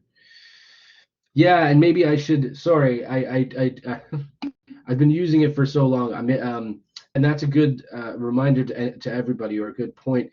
If I'm saying a word that and I'll try to be more cognizant of this. If you guys are hearing a word that you don't know what it means, please let me know, and I'll give you a definition around it. And I'll try and be more cognizant of that as well. So one of the questions here was what happens if you pay that back? Yep, your assets would go down by 10 grand because you're losing $10,000 to pay down the loan, and your $10,000 loan would also decrease. Yeah, on the liabilities. Absolutely, sounds like you got it. Yeah, in this case, the interest is 12%, but it does vary on what you're borrowing on. Yes, Vanessa, the faster you pay back, the less interest per year you will owe. However, in many loan agreements, there's a clause that will say something to the effect that if you pay back all of your loan before this period of time, then there's going to be a penalty. Okay, so if you took $100,000 business loan, and you have that loan for 5 years and you pay it back within 1 year, is going to be, you're going to have to pay a penalty. Yeah, well, the bank's got to make money, right? They've got to make their interest. That's what they're in it for. Back in the day, my dad was, you got to be friends. Yeah, they're trying to make business, but at the same time, yeah, they are trying to make business. And that's why they're getting pretty picky now about who they give loans to. Even the third party people are like crazy. So yeah, that's the basic accounting equation. This also provides the foundation for how the balance sheets are constructed. On a balance sheet, the total value of your assets must always equal the total value of your liabilities and your owner's equity, which I'm hoping is on the next slide. No, that's not, but it will be on the next slide. So yeah, the balance sheet reflects the financial position of a company for a specific point in time. Okay, while an income statement spans or covers a period of time, the balance sheet reflects the financial position of a company at a single point in time. The balance sheet does not necessarily reflect financial performance. Instead, it reflects financial health, right? You can also value a business based on their balance sheet. Okay, the balance sheet is also it's an under leveraged financial statement. I've gotten into so many arguments with other professors about the value of an income of a balance sheet, because we were having a conversation one time with one person from hospitality, and we were talking about entrepreneurship, and they said all the students need to do is create an income statement. I said no. Ideally, they'd create a balance sheet because that's how you value a business. And anyway, we get into an argument. There are a few ways to value a business. You probably, if you've seen Shark Tank or the equivalent of Shark Tank, it's always like Shark Tank or I don't know. What is it? Dragon's Den. There it is. Dragon's Den, Shark Tank. And they come in and they value their business. There's a couple of ways to do that. One is the EBITDA multiple, which is based off the income statement. But you can also value a business based on the balance sheet by using what we call fair value. And fair value is the total assets minus your total liabilities. So yeah, a balance sheet can be fairly useful, right? And it's that basic accounting equation that is the basis for the preparation of the balance sheet. And your assets must also always equal your liabilities plus your owner's equity. Yeah, sometimes if you're with the Dragon's Den and stuff, if you don't really, they don't necessarily tell you how they're how the method that they're using to value their company. But when they say something like, I want $100,000 for 10% of my company, if you take 100,000 and you divide it by 10%, so I'm going to 100,000 divided by 0.1 or 10%, it means that they're valuing their company at $1 million. But again, they don't tell you how they arrived at that valuation. If they're using the EBITDA multiple, they're looking at their operating income multiplied by 3.5 or 4.5. You can also use free value, and again, that's the assets minus some liabilities. And I forget what the other valuation technique is. There's capital, what is it? Net present value, maybe, things like that. What's royalty, Basil? Royalty is okay. So maybe it's best explained with an example. If you were to go, you know how Swiss Chalet is a franchise? Yes, Catherine.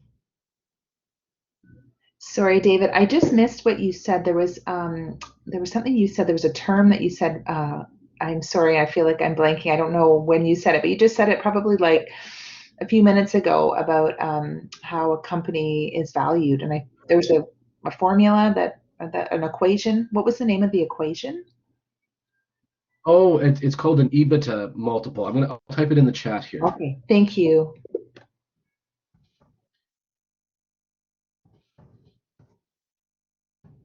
There we go. And just to go back to the EBITDA multiple, which stands for earnings before interest, depreciation, taxes, and amortization. It's the same thing. It can be used interchangeably with a term called operating income, which is basically your profit before taxes and depreciation. To value a company, they take that figure from your income statement and they multiply it by anywhere from 3.5 to 4.5 times. And it kind of depends on the scenario.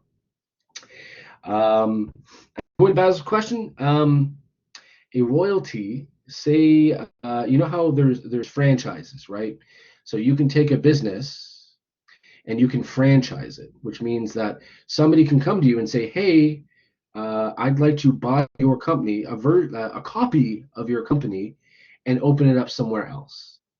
And you can say to them, "Yes, but you're going to pay me a royalty," which means that you're going to let them use your idea, use your menu, and use your logo to open up the same restaurant somewhere else, but they have to pay you a percentage of their sales. So that's what a royalty is. Does that help, Basil?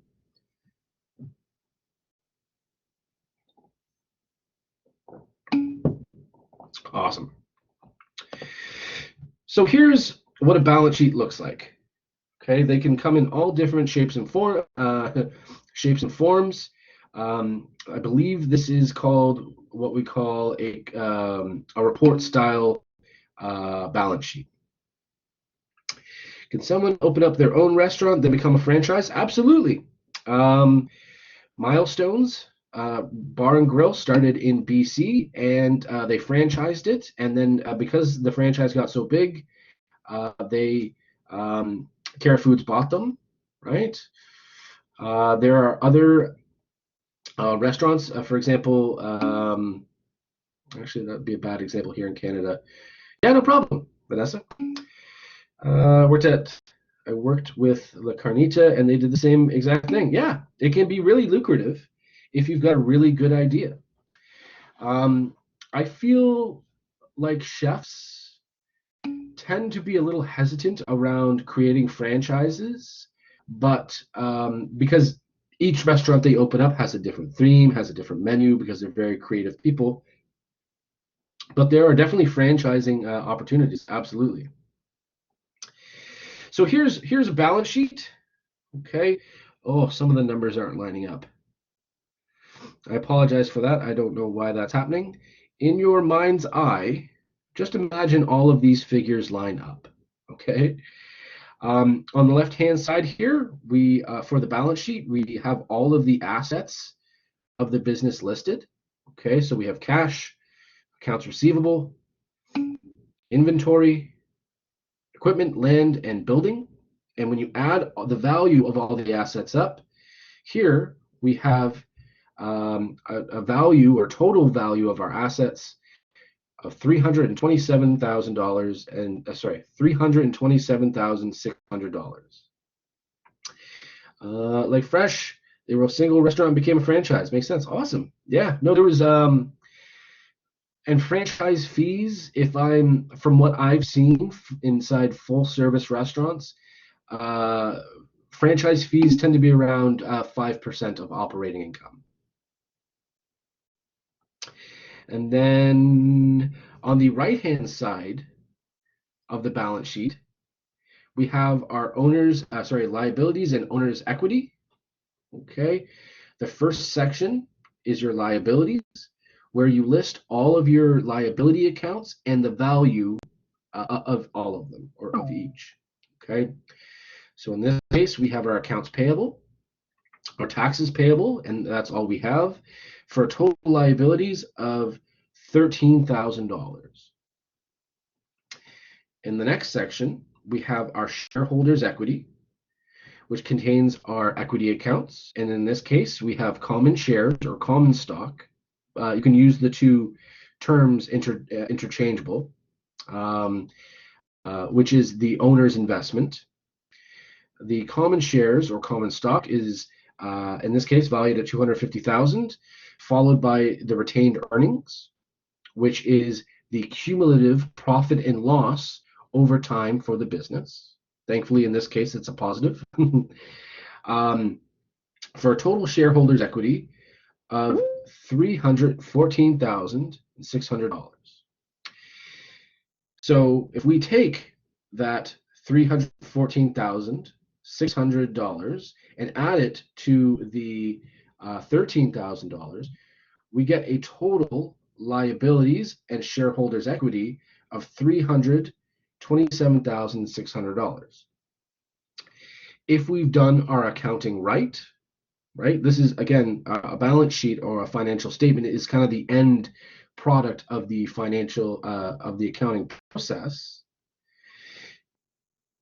If we've followed our gaps and we've followed other various accounting rules that we'll talk about next class, then our total assets will always equal our total liabilities and shareholders' equity. Okay. Where's the salary? In this case, there's no salary. It's just a hypothetical example for now. But we'll get much more in depth later when we make our own. Absolutely. So it is now 3:05. Let's take a quick 15-minute break, and so I can kind of rest my voice. And we'll be back at. So we're gonna take a break. We'll be back at 3:20. How does that sound, everybody?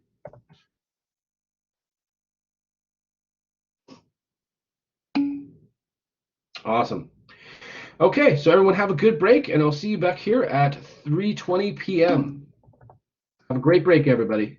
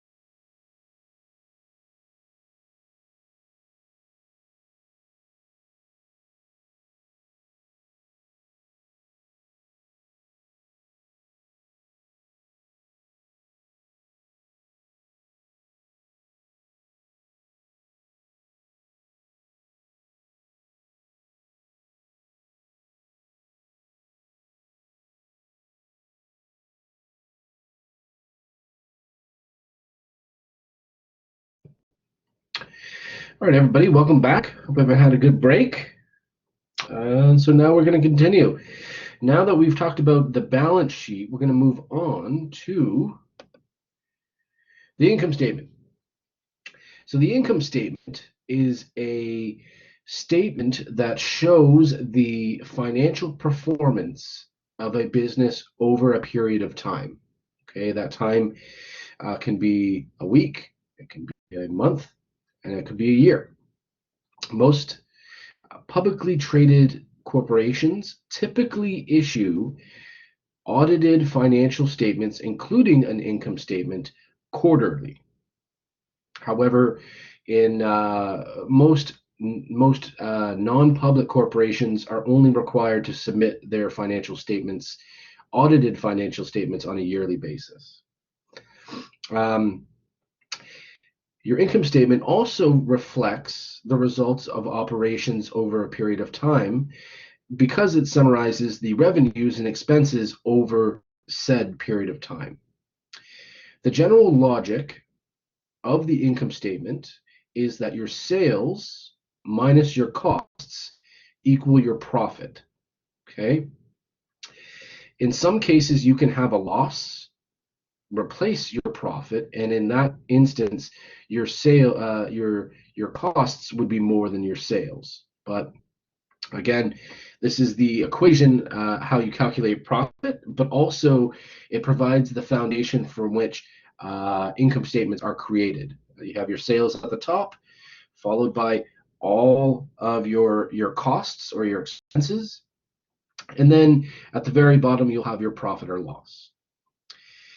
Profit is the ultimate measure of financial performance. Okay, yes, the income statement can give an indication of efficiency over that period of time, but it's the profit that is the measure of financial performance, or the degree to which you have profit is the measure, really. But there are other areas that a business can demonstrate good or bad performance, other than financial. In those areas, we're talking about sustainability. So, for example, we have social performance. Okay, we also have environmental performance for the business. But 9 times out of 10, we cannot identify or easily identify those two kinds of performance on the income statement. Okay, because the income statement is a measure of financial performance. And I'm quite sure we've seen one before, but in the next couple slides, we're going to be talking about the gaps that apply to the income statement and provide the rules for how we account for our revenues, expenses, and our profit. So here are those gaps. Okay, these gaps give us the rules about creating income statements and how we should be accounting for our revenues and our expenses. First, time period concept.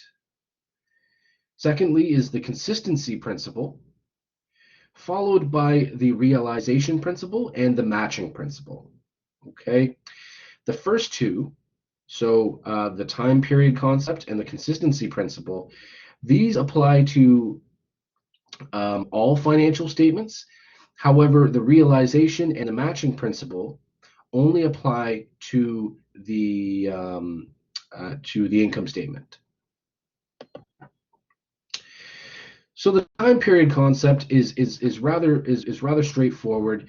It's just the idea that when you produce your financial statements, they need to be produced in a consistent time period. So if you produce your financial statements quarterly, you always have to produce financial statements every quarter. Okay. If you produce your financial statements over the period of a year, then you only have to do that over a year in the future. So yeah, fairly straightforward. It's just the idea that we want to keep the the range of time or the period of time that our statements cover similar so that we can do accurate comparisons between periods. Because we wouldn't want to, you wouldn't be able to compare an income statement for a week to an income statement that was that covered an entire year, because they're not the same period of time. We can't compare them. We have the consistency principle, which is fairly similar to the previous in that if we have to be consistent, right? So if there are certain things in accounting that require that you can use different techniques to arrive at a value or at an answer, if you will. If you use one method today to calculate either depreciation, or bad debts, and bad debts is the amount of money that people aren't going to pay you. We'll get into that in a bit. Then you have to continuously use that method in the future. Okay, so for example, if you're using the straight line method for calculating depreciation, then you for this year's financial statements, then you have to use that same method in every other year, just to keep things consistent so that you can do comparisons between accounting periods. Sorry, just got a cough there. The realization principle is that it tells us that in our accounting process, we must record revenues when they're earned, regardless of when we receive cash. Okay? Because this is a principle and a rule, this creates two things. One, it creates unearned revenue. It also creates sales on credit, known as accounts receivable. I mean, we did define that earlier as the amount of money that, or the amount of sales that you've earned, but you have not collected in cash just yet, right? So if I had to sum up the realization principle, it's very simply that we record revenue when it happens, not when cash is received, right? Because people don't always pay us in cash, right? They can pay us with credit cards, they can pay us with debit cards, and if that's the case, we do not immediately receive cash, but we still record the revenues. Okay? Is that fairly straightforward? Does anybody have any questions about the realization principle?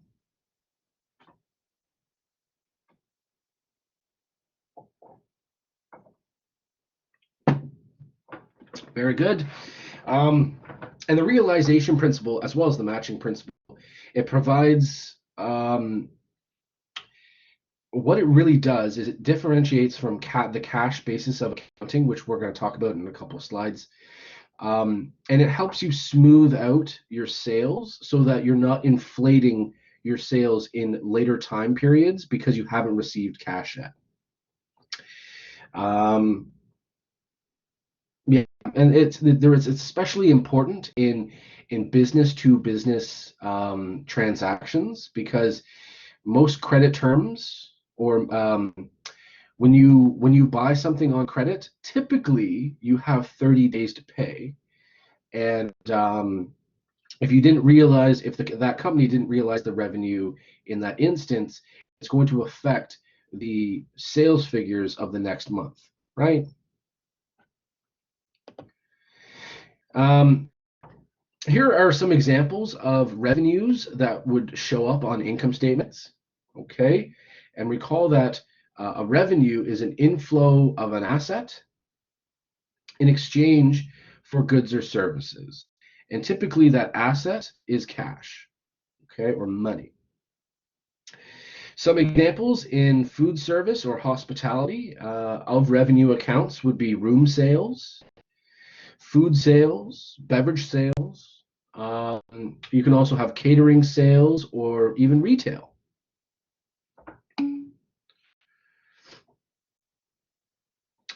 Vanessa, correct. Yes, revenue is the amount of money you've made before you've subtracted your expenses. Correct. And here's the matching principle. Oh, that's yellow. Why can't I see that? The matching principle is very similar to the realization principle, except it deals with expenses. So with the matching principle, we recognize and record expenses when they're incurred, regardless of when we pay those expenses. Um, this principle creates two things. One, an accounts payable, which is the amount of money that we owe other people but have not paid them yet. It also creates prepaid expenses, which is actually an asset account. And it's an asset because it's prepaid and because it's going to help us operate in the future. The matching principle also suggests that we need to match expenses to the revenues that they helped produce. Okay. This helps keep costs that were incurred or generated in one time period from overlapping into another period. It also helps us gauge efficiency with certain costs or certain expenses. For example, your food cost, your beverage cost. And it provides the basis for accrual accounting. Okay. Accrual accounting is very generally speaking is recognizing expenses and revenues when they've happened, and in some cases, even if a transaction has not occurred. Okay. Accrual accounting is typically, how would I say this? It's the most common form of accounting. Can you clarify that? I'm not clear on how expenses are equal to revenue. Well, expenses are not equal to revenues. They're pretty much opposites, right? Revenues increase assets and expenses decrease assets. The matching principle the realization principle is that we realize revenue when we've generated it, so money coming in from a transaction. And the matching principle is the idea that we also record expenses when they're incurred, regardless of whether we've paid for the cost, so that we can match that expense to the sales it helped generate. And this also provides the basis for accrual accounting, which is recognizing expenses and revenues when they've happened, not when they've been paid, even if a transaction has not occurred. For example, depreciation is technically an expense, but we're not actually, there's no transaction for depreciation ever. And we'll talk more about that later. Does that help, Vanessa?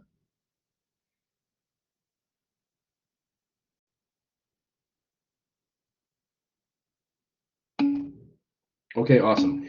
No problem. Mary Ellen, if you've paid for something on your credit card and the transaction has not been posted yet, exactly. And that's a great example. You know, you've bought something, but you haven't paid it yet. So that creates an accounts payable. And if you were to include that on your that expense on your income statement, I'm using finger quotation marks here, then it would be included on your income statement, and you'd be following the matching principle. Very cool. Very good question.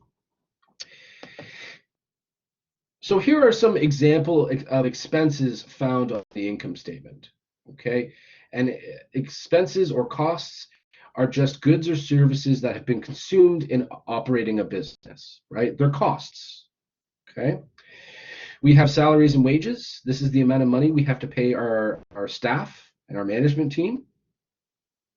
We have rent, which is the amount of money we have to pay in order to occupy a particular space. We have interest, which is the amount of money that we have to pay in interest for our loans. And then there's supplies, right? So the amount of money that we have to pay for supplies in order to operate. Yeah, so they're all just costs that are necessary to be in business. Absolutely. Here is not a picture of an income statement. Why did it go away? No, it's gone.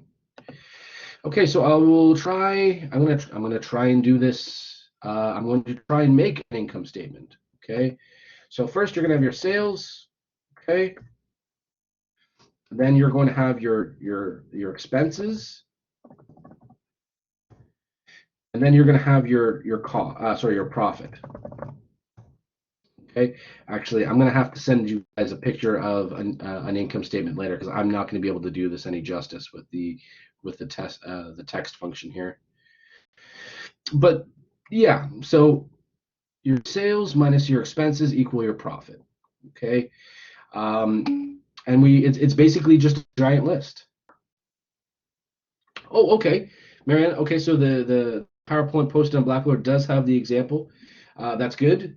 So again, you have your sales and your revenue at the top, followed by do I even have it open here? I do. I do have mine open. Just let me just take a quick little look, peek, and see what's going on. That's balance sheet. Yeah. So it has the slide is blank for you too. Yeah, it's okay. Generally speaking, the income state on the income statement, you have your sales at the top, each one of your sales lines. So your food sales, your beverage sales, for your total sales, and then you list all of your expenses. Typically, your cost of goods sold is first, so that's your food cost, your beverage cost, and then you have your gross margin, and then you list all of the rest of your operating costs after that. Okay. You don't have to get the point of this slide was just to kind of show you generally what one looks like and the logic following it. Okay, so I can send a picture out after class if you still can't see it. By no means are you being expected to make an income statement from this. We were just trying to introduce. So other concepts of income measurement. So how we can measure income or produce an income statement. What we were just talking about, those gaps and some of those rules, those are rules for accrual accounting, which is what we're going to be following in this course. But there are other ways. There are other ways to do accounting. Okay. First, we have the cash basis, and it's pretty much the opposite of accrual accounting, where revenues are recorded only when cash is actually received, and expenses are recognized when cash is actually paid. So it's essentially the opposite of accrual accounting. The cash basis can be used. You'll never use the cash basis for a corporation or probably even a partnership. Okay. For a small business, you could use the cash basis, but the cash basis does not accurately measure income according to gaps. That said, the cash basis does provide a pretty good snapshot of cash flow or cash position for any point in time. For our course together, we're going to be focusing primarily on accrual accounting because it's best practice in our industry and because most forms of organization use it. Okay. There's also the tax basis, which it's really hard to differentiate from the cash basis. And the only way we can really differentiate the two is that the tax basis is governed by the regulations of federal and provincial governments, and that your income is based on the amount of taxes you've paid. I have never been exposed to the tax basis of accounting, mainly because nobody uses it. So yeah, we're going to stick with accrual accounting because that's best practice in industry and all businesses use it really. However, cash accounting can be used for smaller businesses. I'm just going to take a sip of water here.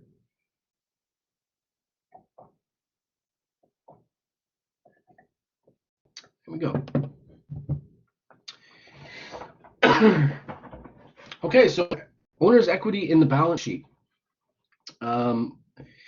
is the value of the owner's investment in the company. Okay. It's also the inside owner's equity is also the retained earnings for the company. We've already kind of talked a little bit about this, but it's important to understand that ultimately revenues increase owner's equity and expenses decrease owner's equity, primarily because profit increases retained earnings and a loss decreases it. Okay. This is starting to get at some of the rules that we're going to talk about next week. Okay. As confusing as this can kind of be, there is a logic to it. And maybe is it on the next slide here? Let me see. No, there's not. Okay. So what we're going to do here, I'm going to go over this slide. Okay, on the last slide, there was an exercise that we're going to do, but I kind of want to talk a little bit about the logic that goes into how we post accounting information to various accounts. Okay. So what is an account? We've talked about a lot of them already. We have asset accounts, liability accounts. Sorry, Vanessa. The profits increase retained earnings, but expenses, but losses, I apologize, losses decrease retained earnings. So yeah, these, no problem. So financial statements are a bunch of accounts that are being put together. Okay, on the balance sheet, we have asset accounts, liability accounts, and equity accounts, or owner's equity accounts. In the income statement, we have revenue accounts, expense accounts, and a profit account. Okay. Each one of these accounts has a name that allows the account to understand how money flows through them and shows where money is. Okay. Think of an account as a bucket, right? When a transaction happens, an accountant will take that information and put it into different buckets. So the accountant knows how much money is in each bucket, and each bucket is an account. Much like your bank account, right? For example, when you get paid, you know that money's going into your bank account because it's revenue for you, and you know that when you pay expenses or pay for things, your bank account goes down or decreases because you're paying expenses, right? So each one of these accounts are buckets where they hold accounting information or hold the amount of money that is in each account. What starts to get a little bit confusing is how we record information going in and out of these accounts. For example, we mentioned, where's it here? Your assets must be equal to your liabilities plus your equity, owner's equity, right? And sorry if this is a little messy, I'm drawing with my finger. We know, based on today's content, that if your assets increase, one or more of your liabilities or your equity account must increase. So in this case, let's say your liabilities increase, right? So in this example, our assets have increased, which has resulted in an equal increase in our liabilities, right? However, when we record the changes that are happening to each of these accounts, we don't we show an increase differently. Okay. Has anyone heard of debits and credits before? Debit and credit.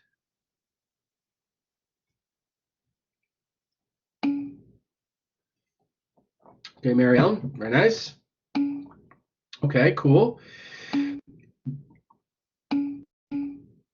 Credits are negative. Credits can be negative, absolutely. In some cases, they're positive. So debits and credits help us organize and understand whether money is increasing in an account or decreasing. Okay.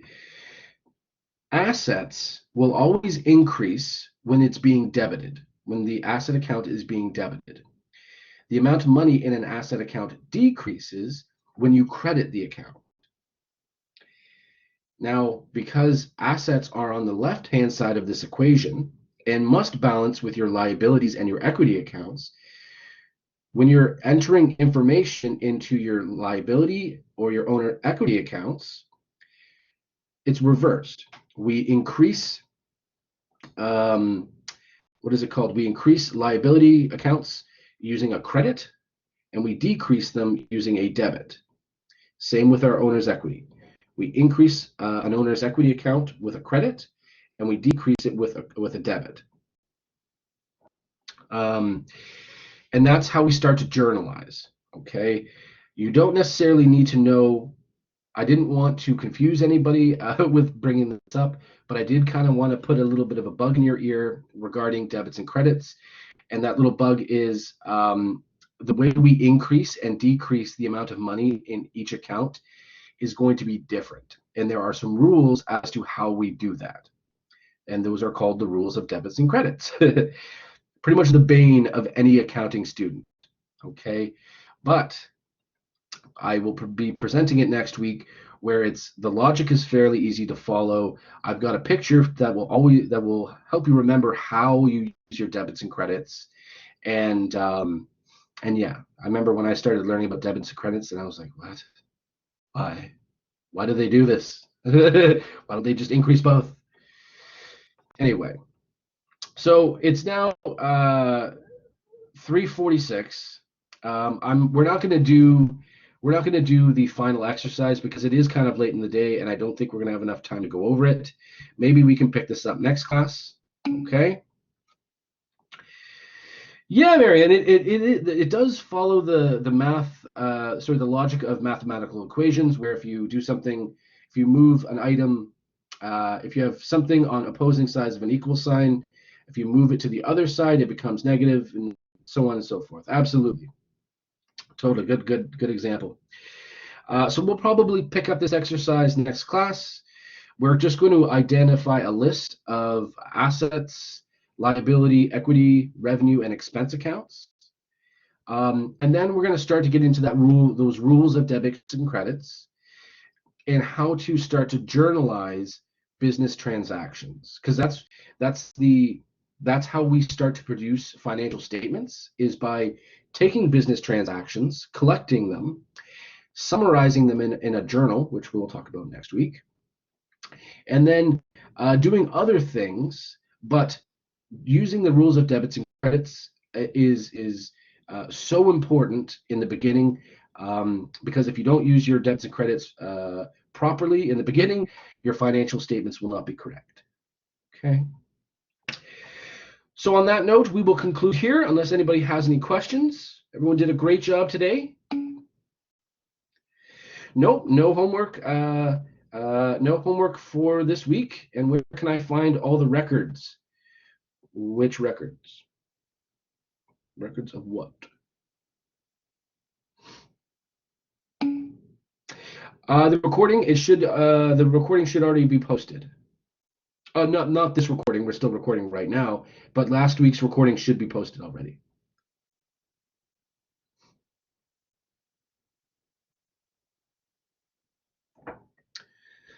I will just double check to make sure that I posted it correctly. Class 1. Yeah, oh yeah, it's there. No problem.